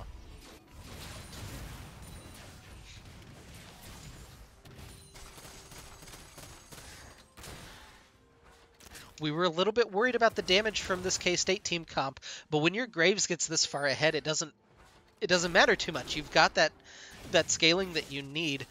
Now I guess the big worry is that he'll hit late game and scale off. Now Yabinda a little bit over aggressive. He'll get found by PB Doughboy. The knockup coming down, but Lord Care Bear is here to save the day. Auto attacks coming in, but Karamat dashes back in. He'll take down Yabinda.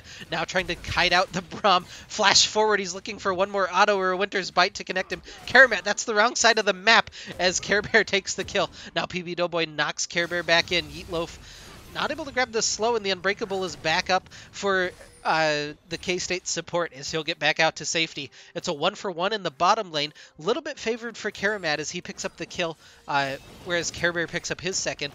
But that'll enable Land Snek now to get that bot pressure and start on the Dragon.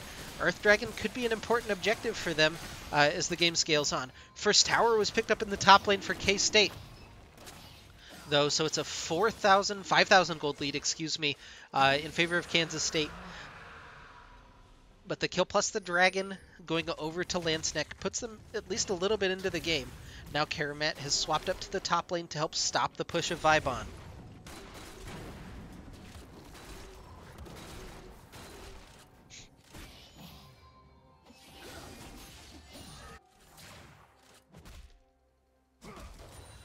Koala's near the bottom side now, but so is Yeetloaf. Scion ultimate coming out. It's coming into mid lane. He's not able to grab Torchic. Now Yeetloaf gets found, and Koala is just bullying Yeetloaf around the map. 2-level advantage already. Crescent Guard coming out just to try to save himself. Knockup coming in. Yeetloaf's taken down. Mechanical Reaper in trouble as well, and that'll go over to Yabyinda. It's 7-1 now in favor of Kansas State. Vibon has run all the way down to the bottom side of the map just to help wave clear, but the 4-man goon squad for K-State rolling through. They grab an extra turret, and potentially 2 now on the back. Koala not even helping his team, just going for the farm and the counter jungling. Already the 40 CS advantage in the jungle for him. And the third turret going down. The inner turret in bottom lane decimated by Kansas State. And at 16 minutes, they have an 8,000 gold lead, and they're looking for a little bit more even. They see the assignments from Land Snek, and they're not worried about it. Land Snek right now are on the Rift Herald, and they're losing their inhibitor turret in bottom lane at 16 minutes. What is happening to Land Snek right now? Rito Torchic is finally back to try to stop this, but the inhibitor might go down here. Torchic is slowed up. They're going to focus on the inhibitor. Lord Care Bear in the baby cage, but it doesn't really matter. Torchic slows him down. Meteor comes in over the top. The ultimate will pick up a kill, but they've already lost the inhibitor. Now PB Doughboy coming in on the flank, knocks up Koala. They're trying to focus on him. He's in the baby cage. He'll get taken down, but Doughboy picks up the shutdown. The trample damage too much. That's not where you want that gold, though. Land Snek turns it back around for 2 kills. Now Karamat in trouble, though, as Yabyinda's found him over the wall. Mortally Divine caught maybe a little bit in the jungle. The double bomb is good, but he gets knocked out of the baby cage and stunned. Jumps on by Yeetloaf. The resurrect just in time for Mortally Divine. Just in time to delay, it looks like. They need to finish him off. Torchic can't finish him off. Yeetloaf will finally. Vibon picks up 1 kill on the onto Doughboy. It's 1 for 1 so far as Land Snek running back through their jungle. This game is blown wide open. All of a sudden at 16 minutes, knock up onto Torchic. Baby cage is good, but it's not enough to buy time. There's the stopwatch forced out as well. Yeetloaf not able to grab the slow, and Land Snek trying to defend, but K-State still pushing forward in the mid lane.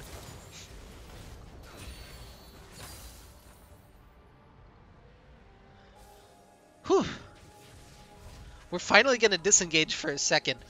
Let's try to recap what happened. It was 7-1. Then the push in on bottom lane. They grab 3 turrets plus the inhibitor in bottom lane. They get 1 more kill, but Land Snek able to turn it back around. They do pick up 3, but the biggest shutdown, the one onto Graves, goes onto PB Doughboy on the Alistar.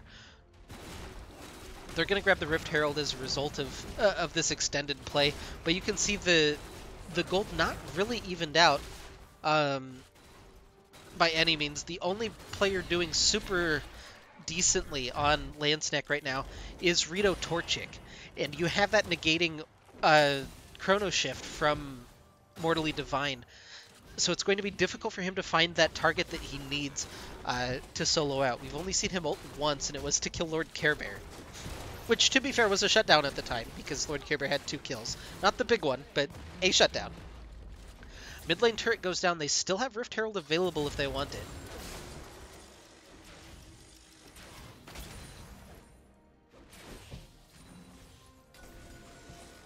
But it's about a 7,000 gold lead right now for Kansas State. Top and mid both still have inner turrets up, so we're going to see K-State start to siege.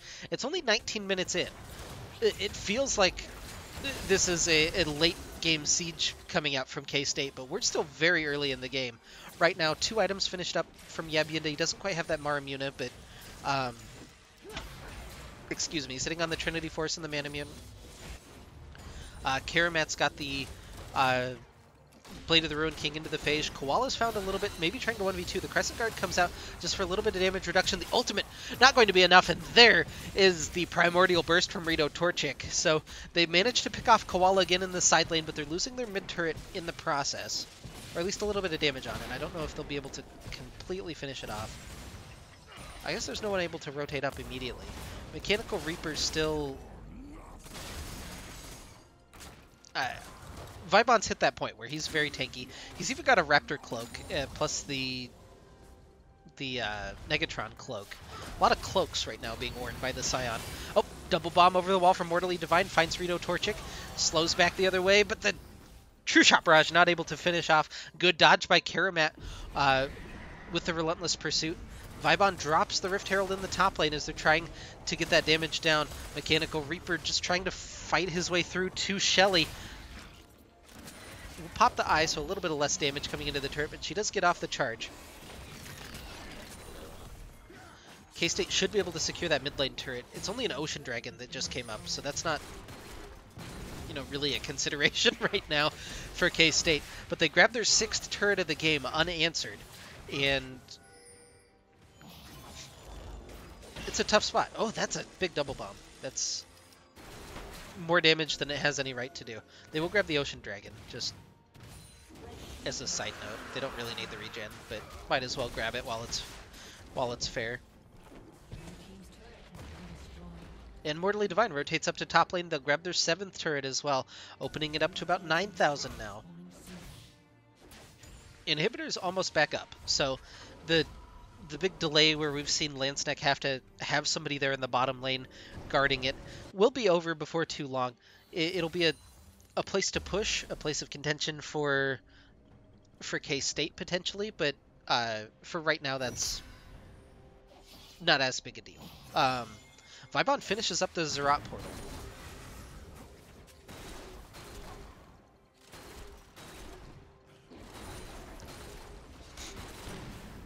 Kind of interesting. Storm Razor finished for Graves.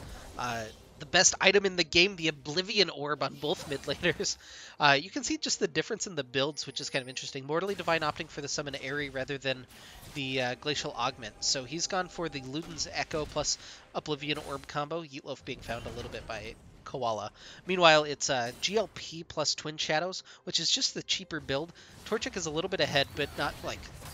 Oh, yes, it is significantly ahead. He's about 1,000 gold ahead of Mortally Divine, so... Have to play around the Veigar, I guess. Winter's Bite over the wall, the Baby Cage slowing up a couple members of K-State, but it's really just annoying them. The push is continuing in. Vibon looking for a place to put down his Zerat portal, but it's a 1-3-1 setup with Scion in one lane, UKPX Koala in the other lane, and the 3-stack of Zillion, Ezreal, Braum in mid. PP Doughboy not able to find it, but now Yeetloaf and Torchic looking to engage on Koala. Crescent Guard comes out. The Primordial Burst does so much damage as the Event Horizon able to zone him out. Now Mechanical Reaper in a little bit of trouble in mid lane. He'll just take a chunk for his trouble. Karamat as well. Yeetloaf taken low. Flash forward from Yabyinda. He'll take the kill. There's the Yabyinda we've been looking for, but Rito Torchic should be able to trade that back. No, it's the Chrono Shift coming out from Mortally Divine. Oh, he's back at full health. Jeez. Vibon gets knocked up on the other side as he's trying to pinch in on the Scion. Shouts at Torchic. He's out of mana now.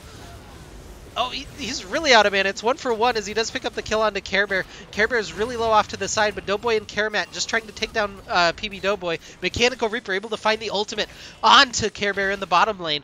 Now Karamat and PB Doughboy trying to fight the 2v2 against Vibon and Mortally Divine. Bombs coming out.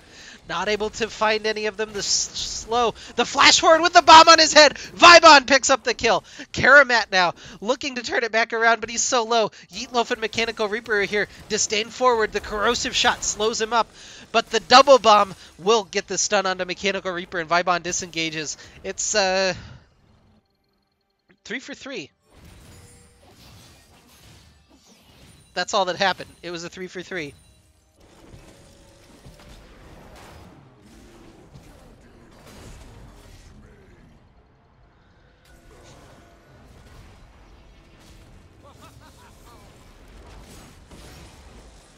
K-State's trolling. They can't even take this blue buff correctly. Alright, there we go. Koala just comes over and snipes it away. I think you want that on your Zillion. Not 100% sure. Now we're seeing actually the same bait from K-State. The blue trinket comes out, so Snek knows that they're not on Baron at least immediately. Torchic has Spooky Ghost. He could check this if he really wanted to. So they have the tools available to brush check. They don't have to walk in face first. Mechanical Reaper has teleport available, so does Rito Torchic. Actually, all 4 teleports in the game are currently available.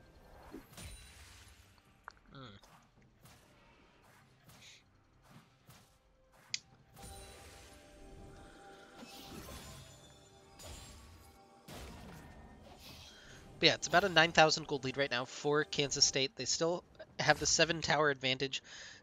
I haven't seen them have success in really sieging the base since the big oopsie that gave them the bottom lane inhibitor. But now they're setting up for Baron. They've cleared out the vision, and they're going to go ahead and start it. Karamat is way back in base right now, and so is Yeetloaf. This is not going down super quickly. The Earth Dragon, unfortunately for Snek, slows coming out from the GLP now as Rito Torchic's able to join the fray. PB Doughboy forced to ult and back away. K-State looking to turn. Crescent Guard is pretty good from Yeetloaf. PB Doughboy will go down, but Mechanical Reaper's found Lord Care Bear on the other side, so both supports down so far. Mechanical Reaper dodging out. Karamat accidentally gets a little bit extra for his trouble. God, I can't think of the name of the Graves ultimate off the top of my head. Collateral damage coming through. Does a lot of damage, but Karamat stays alive. So it's just the 1-for-1. Both supports lose their lives for the Baron fight. And now it's started up again by K-State. Rito Torchic just throws that Primordial Burst directly at Mortally Divine.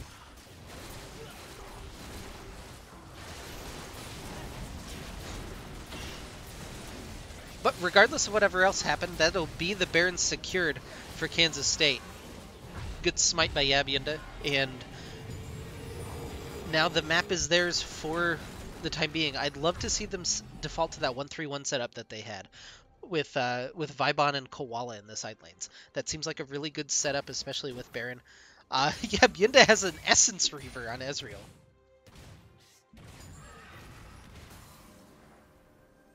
What a man. Anyway, 2 items finished for Karamat with that Black Cleaver. Just kind of trying to track the relative damage output. Mortally Divine's finally finished up his Morellonomicon. Koala, though, is the big boy. Storm Razor, Rapid Fire Cannon, Hexdrinker finished for him, compared to the bits of 1 item for King Yeetloaf. Let's look at the actual gold totals. 13,000 gold for Koala compared to 6.7 for King Yeetloaf. That's disgusting. That's a Flame Horizon in the jungle for UKPX Koala. I've still never actually got confirmation on what UKP is. I'm assuming it's some sort of clan or team that he's on, but he also plays for K-State, so I just don't know. Anyway, they're going for a 1-4 setup on this push, which is kind of interesting. The top lane they're just ignoring for the time being. Vibon drops the Zerat portal.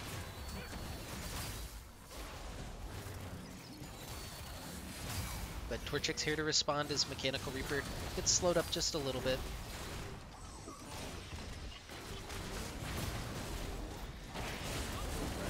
But they'll push in. The knockup from Vibon as he engages onto PB Doughboy. Rito Torchic's taken really low. The True Chop Row's not enough to pick him up, though. Yeetloaf around the back, able to do a little bit of damage, but it doesn't matter. Doughboy goes down. Now Koala onto Karamat as he's just gunning him down with that shotgun. Mechanical Reaper will pull in and get the fear off, though. Trying to turn it back around, but it's just Mechanical Reaper versus the team for Kansas State. Inhibitor down. Nexus turret number 1 going down, and it looks like K-State will roll through for game number 2.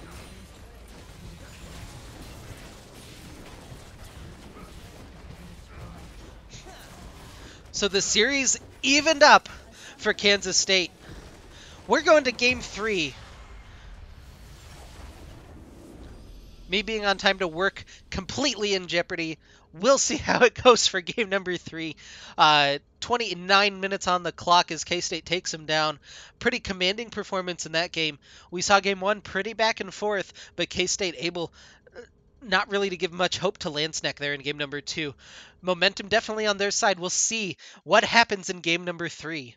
We're going to take just a short break. I'm going to hopefully grab Wing Nation back in so I don't have to solo cast the whole game again. But yeah, give us just 1 second.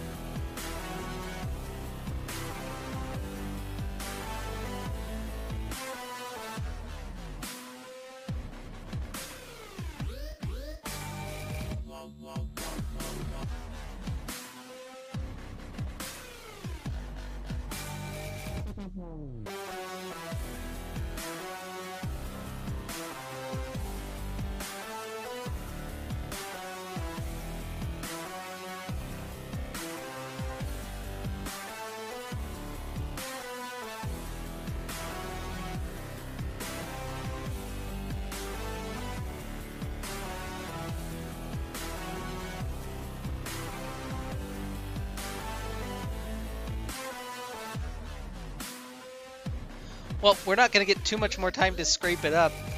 We're into Champ Select for game number 3. I think I have Wing Nation back as well.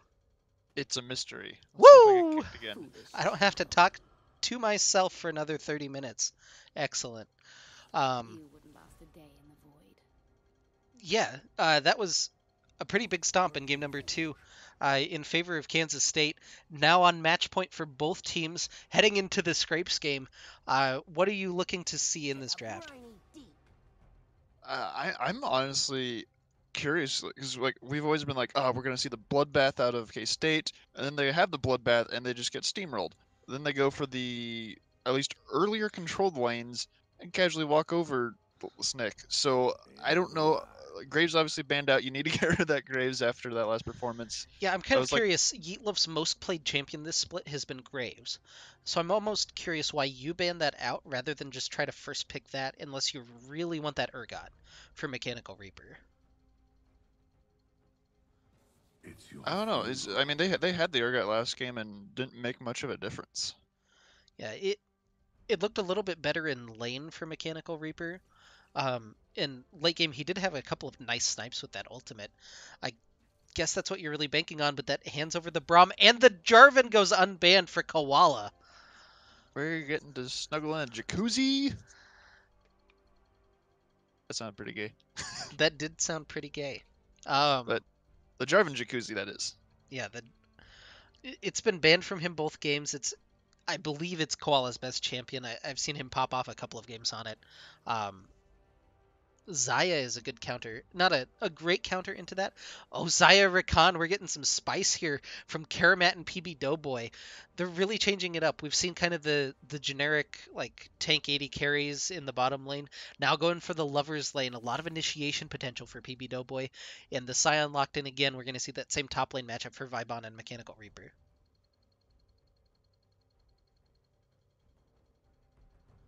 That's a big beef boy lineup so far for Kansas State, though.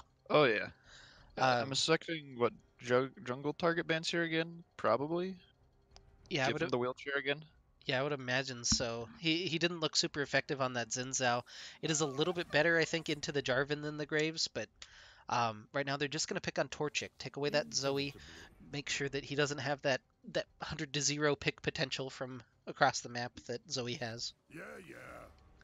And then Gragas for Yeetloaf, which is what we saw him have success on in game number 1. And they'll try to ban out that comfort for Mortally Divine. They take away his Zillion and his Galio, so we'll see a third different pick for Mortally Divine this game. So I imagine you're looking for an 80 carry here, and you save counter pick for Mortally Divine. There's no reason not to. Like, why would you blind pick when you already know what you're picking your 80 into? And back to the Ezreal. That's kind of interesting. So without knowing what Mortally Divine's playing, it's still kind of that lower damage setup, although we saw him pick up the Essence Reaver and do quite a bit of damage in game number 2. But now you have kind of a pinch jungle pool, not significantly, but you have no Gragas, no Graves up. LeBlanc for Rito Torchic is a pick that he's done pretty well on again this season. There's not a huge amount of assassinable targets though. Yeah, and isn't Mortally Divine known for playing Malzahar, or at least he used to be? He used to play a lot of Malzahar. He's played Karma quite a bit this season. The Nunu for King Yeetloaf. All right. So you have some zone control set up for God, I can't for Snek. You have the absolute 0 coming out. Plus, if you can grab that fear from the Urgot ultimate as well, sets up a lot of nice areas for Xayah and LeBlanc to operate in. The Karma in mid though, again, a pretty low damage setup. You're going to rely on that Jarvan for that extra bit of damage if you're K-State. But again, it falls into comfort for KSU. I know Mortally Divine's Karma has been pretty good in the past. I don't know. I don't know much about the Karma LeBlanc matchup though. Well, your Tether's point and click is Karma compared to a skill shot. It's LeBlanc. Yeah, you should be able to at least tell which clone is which, assuming you can get the tether out early on, which is nice, I guess. But yeah, Torchic opting for the Ignite, unless something changes here in the next 10 seconds, means that you'll have double teleport for Kansas State, again, compared to just the one teleport for Snek, which we saw them use really early on in game number 1. And that will be locked in. All right, so battle line set. Who's taken home game 3 and come into the Tom Love Innovation Hub? I feel like if it's gonna come down to almost will Torchic pop off early game on LeBlanc. If the LeBlanc, well, there's not much damage behind K-State, but with at least what we saw in the jungle matchup last game, if we assume that Koala gets maybe not quite a ridiculous lead, but if Koala is able to establish himself a decent CS lead again, Jarvan is definitely able to make up for the lack of damage that the Karma provides. And early game Karma Mantra Qs, they don't mess around. They still chunk. I'm just gonna go with KSU on this one. All right. So our official analyst selects KSU. Interested to see what you guys think in chat. Hit me up with the hashtag K-State win or hashtag Snek wins in the chat. Who you think is going to take game number 3 here? Once again, the last ticket to the LAN tournament is available. Looking to join Unlucky Retribution, Killer Whales United, and Return of the Middle Sticks there. The winner of this game will have that date set up with Killer Whales in the semifinal at LAN. So tall task ahead of them, but right now need to focus on the quarterfinal. Someone in the chat very curiously telling us to watch the Ezreal. Don't know who that might be, but To be fair, it looked pretty good last game. Like he was very comfortable on it, and some of the early. I don't know if you're paying too much attention, but he had a bunch of early aggressive arcane shifts and wasn't getting punished for it at all. Was able to get that W mark procs off because of the targeting like priority that it's coded to have. Yeah. Plus the play toward the end of the game where Arcane shifted into the inhibitor turret. Classic Yabienda. I loved it. It at least felt like for a brief second I was genuinely watching a Yabienda game. And that's what's important to me. I don't care whether he wins or loses, we're just going to be entertained. Yeah, I was hoping he'd bring out the Tristana for game number 3 because that's the pick I think I associated him most with. But yeah, this will be an interesting game number 3 for both teams.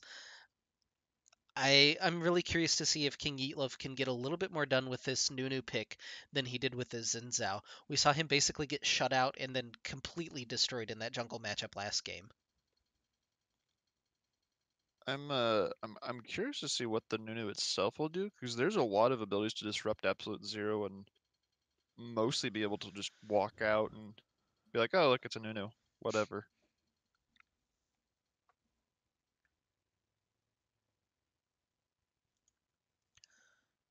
All right, so we're loading up for game number 3. You can use the Discord overlay in game by hitting Shift apostrophe if you wanted to. Or that's Shift. I don't even know what that's called. It's the one below the tilde. Need an The English tab major key? on that one. KSU doesn't even have an 80 carry. Okay. Yikes. So welcome in, ladies and gentlemen, to game number 3, the deciding game here. Hopefully it loads. Okay, good. I was a little bit worried we were going to get that spectator glitch. But yeah, on the bottom side of the map, wearing the blue health bars, they took game number 1, lost game number 2, though, looking for that redemption. It's Snek in the top lane, Mechanical Reaper playing Urgot, King Eatloaf in the jungle on Nunu and Willump.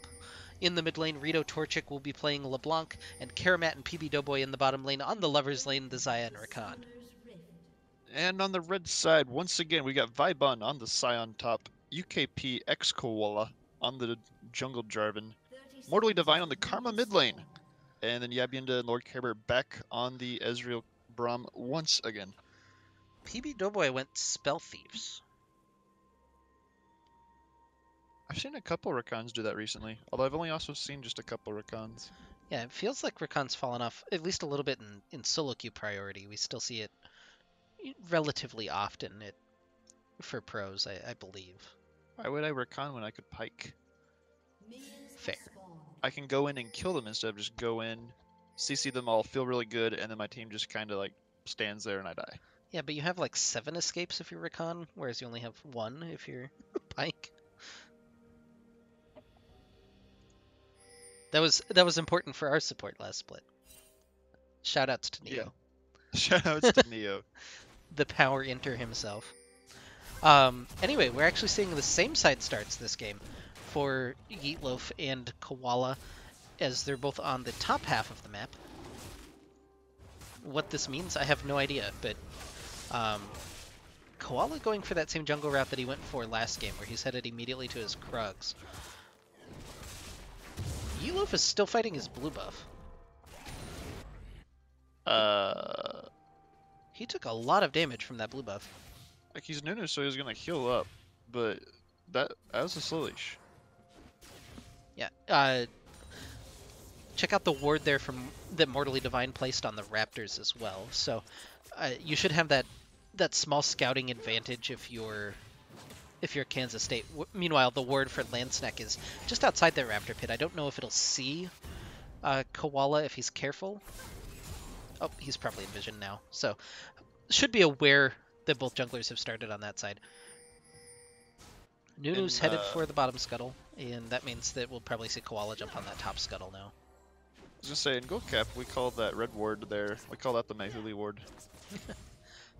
I don't think he risked his life to go over and get that ward, though. Well, he didn't realize that. Well, I don't think they realized that he was risking his life because he did it every game until he no longer was able to safely do it. Yeah, Rakan does Spell Thieves a lot. If it's an aggro lane, go Spell Thieves. You see Q-Max with Spell Thieves. QEW.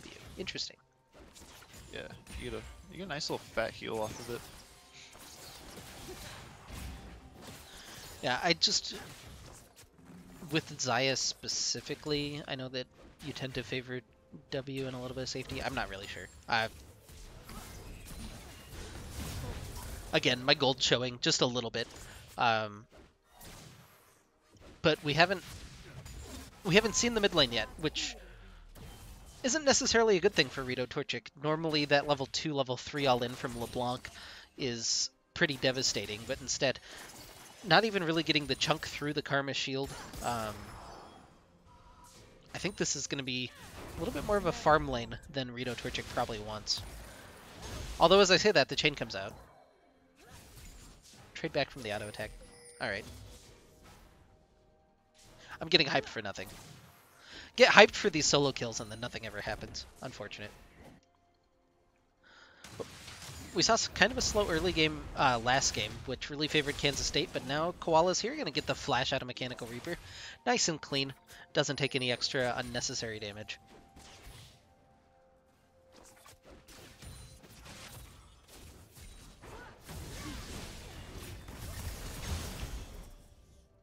Mortally Divine even has that bone plating to try to help mitigate the LeBlanc burst. It feels like one of the best counters into LeBlanc if you play it correctly. Piece bone plating season 8. Yeah, it almost feels reminiscent of that the famous counter pick against Faker's LeBlanc where Pawn went Morgana. It feels very similar where you have the shield, you have the bone plating to help mitigate. It should be pretty solid lane for Mortally Divine. Koala's here in the bottom lane, so is Yeet Loaf, but I believe both junglers have been spotted by wards. No, I guess Yeet Loaf hasn't been, but yep, nothing gonna happen on that gank. Look at this ward from I'm gonna just click on it very briefly. Look at this ward from K-State. I didn't see when they went in, or from Snek. I didn't see when they went in to grab that, but that's a pretty deep ward on that blue side. Vibon getting gunned down, though, by Mechanical Reaper. Trying to kite this one out. He doesn't have any shotgun knees available, but there's the stun from Vibon into the shout. Taken pretty low. Otto with the grass proc helping to turn that back in his favor. Mechanical Reaper out of mana. And Mortally Divine actually has slid his way up there. He might try a cheeky Mantra Q over the wall. Oh, he's found Mechanical Reaper. Mantra Q hits. Shield not enough to take him down. Mortally Divine still looking for a little bit more. Has the shield available for the speed up. Flashes forward the Q, the first blood for Mortally Divine. Little did we know it was going to be the Karma roam that was going to decide it, not the LeBlanc roam. Koala gets to cash in on a nice little minion wave, get himself even more XP. Already at least a little bit of a level ahead. Oh, grabs the knockup onto Rito Torchic. The chain back the wrong way. The flash away from Torchic. That was the correct one. Okay, that was really good. He confused me with the clone, so it's good the K-State didn't, but that's a second kill in mid lane. Mortally Divine able to roam back to mid lane, and Koala with a well-timed EQ combo able to secure that one. Now Vibon in a little bit of trouble in top as Mechanical Reaper still chain gunning him down. For all we talked last game about it being a better lane for Mechanical Reaper, he's still at about a 10 CS disadvantage in this game. Well, he did get his flash blown pretty early, and then shortly after did get the Mortally Divine roam. So I guess Vibon's been getting a little bit more attention. Elof really hasn't impacted any lane yet on the Nunu. Rough level 1 leash, if you will, followed by I don't know after that. Just not going anywhere. Yeah, normally you'll see Nunus try to set up for lane ganks in top or bottom, but we haven't even really seen him look at that. They're finally throwing a snowball in toward mid lane, but not able to connect onto Mortally Divine. That movement speed should be pretty critical to help him dodge ganks. Also didn't see like the classic level 2 cheese coming into mid lane or anything like that. Ping's coming down on the dragon for Snek. Really early priority shown for that. They have vision, I believe, of Koala up on that top side.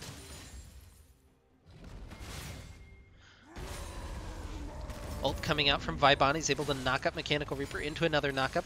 Koala's kind of close. Not really close enough to impact. There's the EQ over the wall. He's got the Jacuzzi available. Jumps forward into it. And Mechanical Reaper will go down to the decimating smash of Vibon. 3-0 for K-State. Again, a really nice early game setup from Kansas State. It looks like Yabinda opted into the same start as last time. Like tier, obviously super standard for Ezreal, but opting for that Cole once again. Yeah, the Earth Dragon goes down in favor of Snek, so they're at least trading back some sort of objective.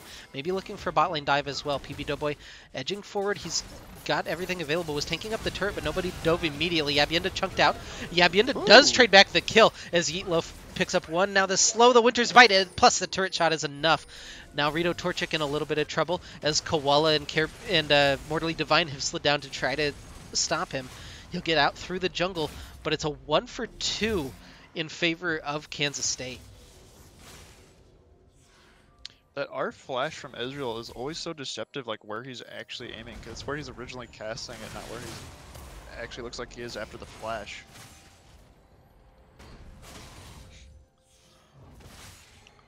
Mechanical Reaper now in a little bit of trouble. Gets another decimating smash from Vibon for his trouble. Oh, Commanding Shout not enough for...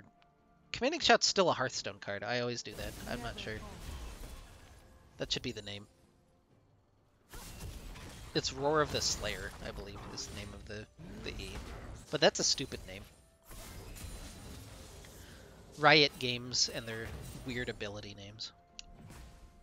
But Torchic has a small CS lead here in the mid lane. Not that that's really done anything to fruition. Ooh, that was a good chain, though. A little bit of damage being traded back. Doesn't have the Ignite available, though. We've seen Torchic have pretty good games. Well, he had a really good game in game number 1 and was basically the redeeming factor for Snek in game number 2. It's difficult to see him having a little bit of a struggle early on. Koala, though, is behind this bottom lane. They're calling in Mortally Divine as well. Will this be a much cleaner dive than we saw last time? Karamat and PB Doughboy both have ultimates available, so they have a lot of tools to help mitigate this dive. Karamat gets hit by the Essence Flux. Mantra Q over the wall just for a little bit of chunk damage. Now Koala's going to show himself, force them back into the turret. Slow dive set up here. Now King Yeetloaf's able to join. Koala grabs the Jarvan Jacuzzi, immediately eliminates Karamat. Can't get the Feather Storm out. PB Doughboy charms up 3 under tower. Mortally Divine's tanking it up, but it's a much cleaner dive from K-State.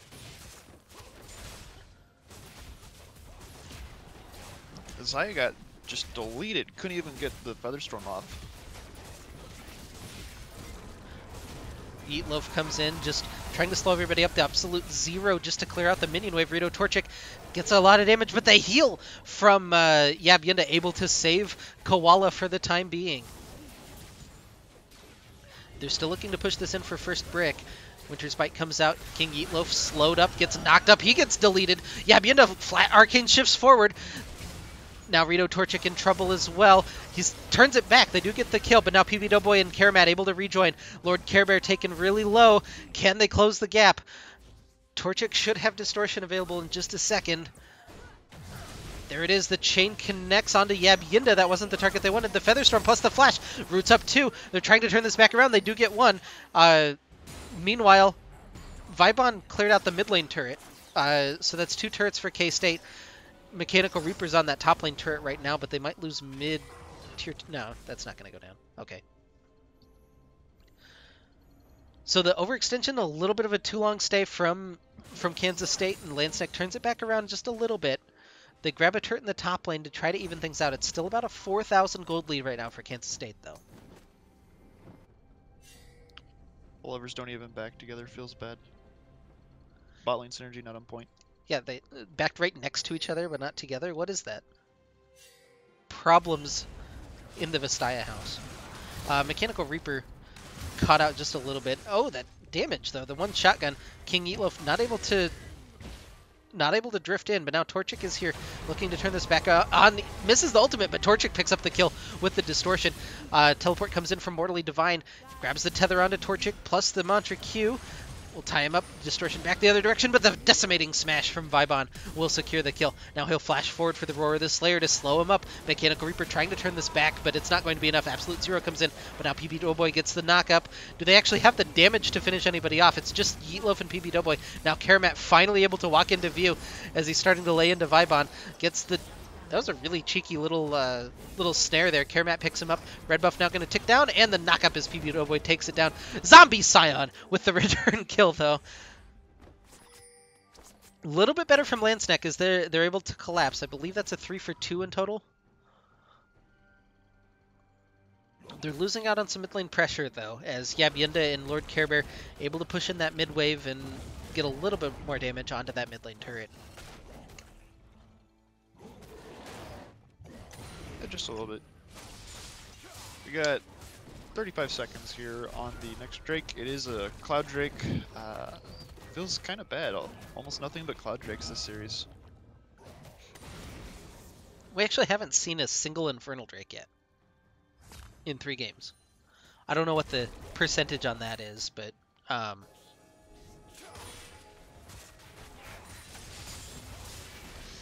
it can't be too high. Torchic's found Koala. This has been the big target for Rito Torchic. Now PB Doughboy forced to come in and save him. The knockup from Lord Care Bear should secure the kill, although flash over the... not a flash, it was a distortion over the wall. Just trying to be a little bit tricky, but Torchic gets taken down as he overextends just a little bit, trying to find Koala in his own jungle.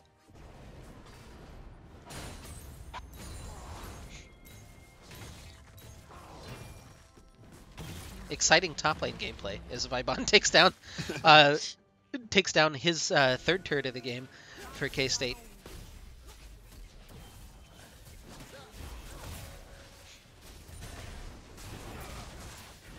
Care Bear, Koala, Yabyenda, the whole squad gonna go ahead and take down the Air Dragon.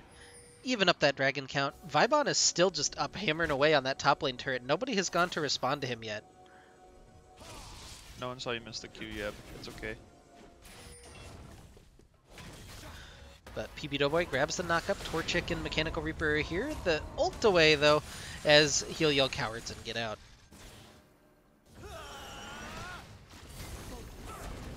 Now Yeetloaf might be a little bit caught, or has he done the catching? Karamat turns on to Lord Care Bear, the Absolute Zero, just to slow up briefly. Care Bear still trying to get away, but PB Doughboy's here as he'll grab the charm. Teleport being channeled here. Here comes Vibon. Here comes Koala from the side. They'll blow up Yeetloaf. Now Torchic in trouble as well as he walks into the decimating smash. Yabyenda on a rampage. Vibon looking for a little bit more as he comes in. Oh, that was a really good snipe, though, onto Yabyenda as Mechanical Reaper picks that one up. Now they'll turn back. Karamat, really good timing on the Featherstorm, able to dodge out. UKPX Koala in trouble. He'll get taken down by PB Doughboy. It's a 2 for 2 so far, as the snipe from Mechanical Reaper, I think, was the big MVP in that fight. Yeah, that was a fantastic snipe. That's awful analysis, but it's the truth. Fantastic. PB Doughboy not able to grab the knockup. Now Decimating Smash coming forward, not finding any targets. Mechanical Reaper still trying to fight this one out. Health bar's getting pretty low. Knockup onto Mortally Divine. PB Doughboy taken really low. But the shield pop from Vibon is pretty big. Now here comes Yeetloaf. He'll find the knockup onto Vibon, but that should just be the disengage being signaled. Torchic trying to find that damage. He'll just get the nullifying orb out of Mortally Divine, though. It's really difficult to assassinate that Karma if you're LeBlanc. Nullifying Orb plus Bone Plating plus an Athene's Unholy Grail.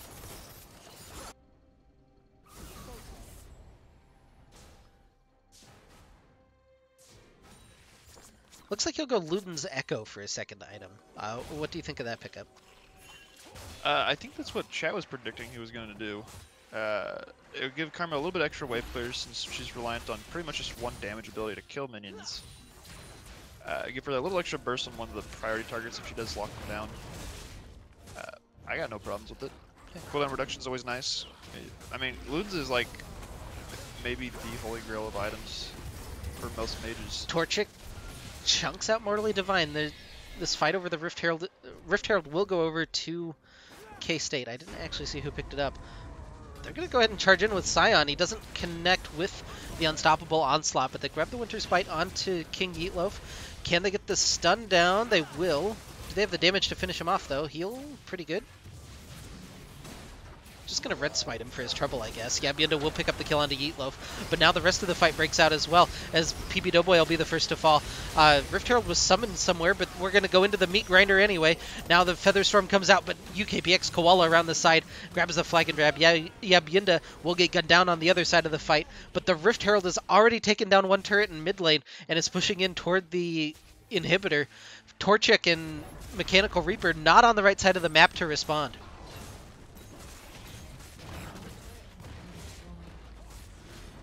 The macro falling apart a little bit again from Snek.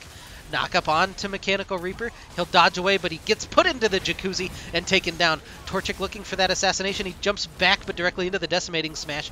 Doughboy and Yeetloaf trying to clear out Shelly finally out of the base. They lose their inhibitor, though. Another inhibitor take at about 19 minutes for Kansas State.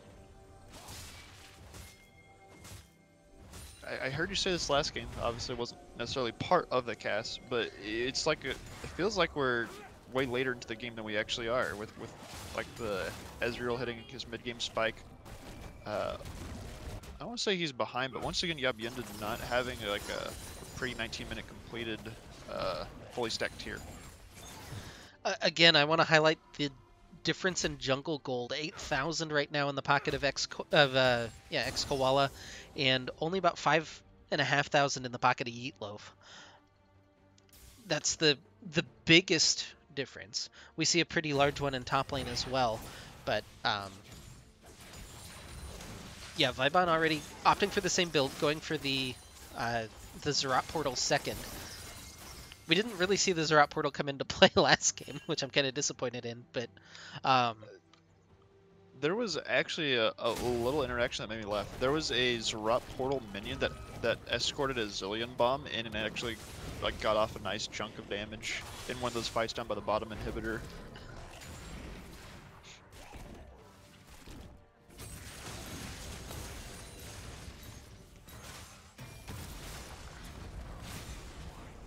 Yeah, Vibon gonna just go ahead and try to clear Mechanical Reaper. He doesn't have the damage to really force him off of the Zerat Portal. Burning a lot here just to try to keep him off of it. Koala's here as well. Torchic got chunked off screen by something. But it's the two-man Goon Squad from K-State. Just going to force down this bottom lane inner turret. And that'll be number 6 going over to Kansas State. The sole turret for Snek. At least better performance than they had last game on that objective, but it's not exactly what you're looking for. This ain't it, Chief, as they say.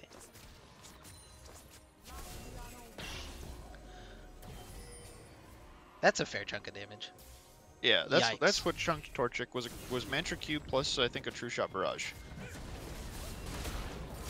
Yeetloaf looking for the engage, but instead finds the decimating smash from Vibon. Good charm, good quickening from Rakan. Helps out just a little bit. The Infernal Dragon goes over to K-State, but now the fight breaking out. Torchic taken low, Karamat taken low. They do pick off 1-for-1 so far.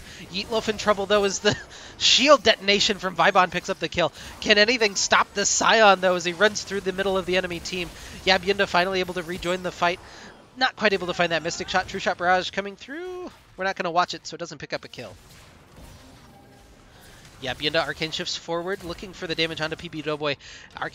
Mystic Shot picking up a little bit more damage. Flash forward, another auto, not able to finish him off though, as Yabyenda getting super aggressive, not able to find the kills, but they do find the teamfight victory, and now the push in for K-State. That was essentially a 3v5 to start. Yabyenda was still coming from respawn, and then UKP Koala was at base, or I mean on Dragon. Torchic tries to find that damage, but not able to find the assassination. Now jumping forward again. Nothing there for him. The Ignite ticking down on Yabyenda, but he's not able to grab the kill. K-State just brute forcing their way into the base. A double kill for Yabyenda as they go forward onto the inhibitor. He's in execution range. He'll get pulled into the meat grinder. Mechanical Reaper finds one. The Decimating Smash onto Karamat, though, and the Shield Pop. That'll go down as well. The Rampage for Vibon. They just can't dislodge K-State from their base. Nexus turret number 1 under fire as the Zerat portal helping out, plus the extra damage. Jarvan Jacuzzi onto 2. It doesn't really matter at this point. It's just buying time for the siege. They're going to back off. They've got one Nexus turret down. They'll grab the inhibitor turret on their way out. Rito Torchic has respawned twice during the length of this fight, but still can't find anything. King Yeetlov throws the snowball in, but doesn't connect.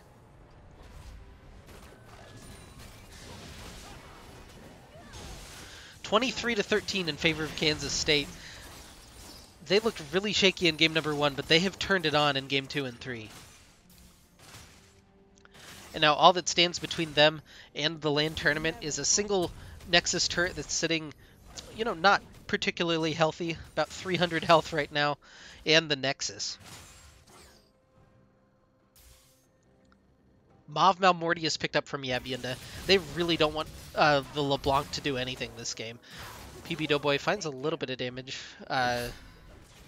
being turned on him by Yabyinda. Looks like the setup for the Baron for K-State.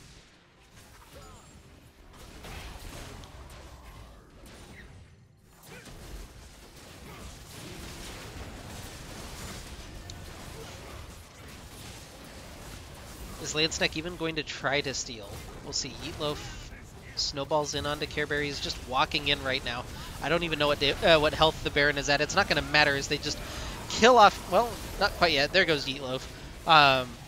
Teleport coming in from Mechanical Reaper. It gets canceled, though, so he's not going to be able to join the fight. There's a double kill already for Koala. Triple kill for Koala. Yabyinda picks up his 4th. The teleport into the enemy base. This will be it for Kansas State. I don't know why they're taking this blue buff right now. They could just go win the game. They might not even need the rest of the team. It's just going to be Vibon. On to the Nexus. The rest of the team will join. That'll be it. It's a 2-1 win for Kansas State, and we'll see them in a week in Oklahoma. Really well played series by Kansas State. Games 2 and 3, not particularly close. Even they're going to be a scary team at LAN.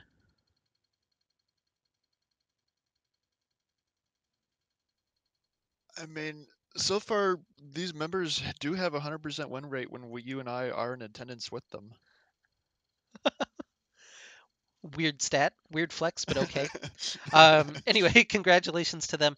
We'll see. Kansas State will play Killer Whales United in the semifinal. That'll be the first semifinal. The second semifinal will be Return of the Middle Sticks versus Unlucky Retribution. On that diamond side, we could talk more about the gold, but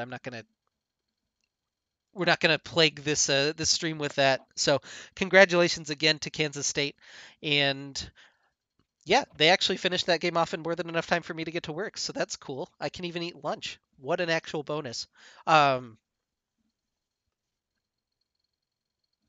I don't have that much more to say. We'll look Low forward damage to mid seeing you laner, guys. 400 damage less.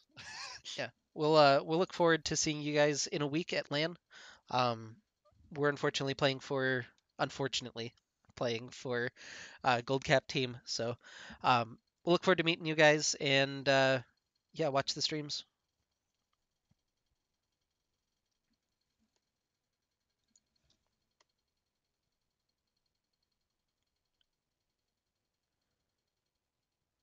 Oh god, I can't find the splash screen.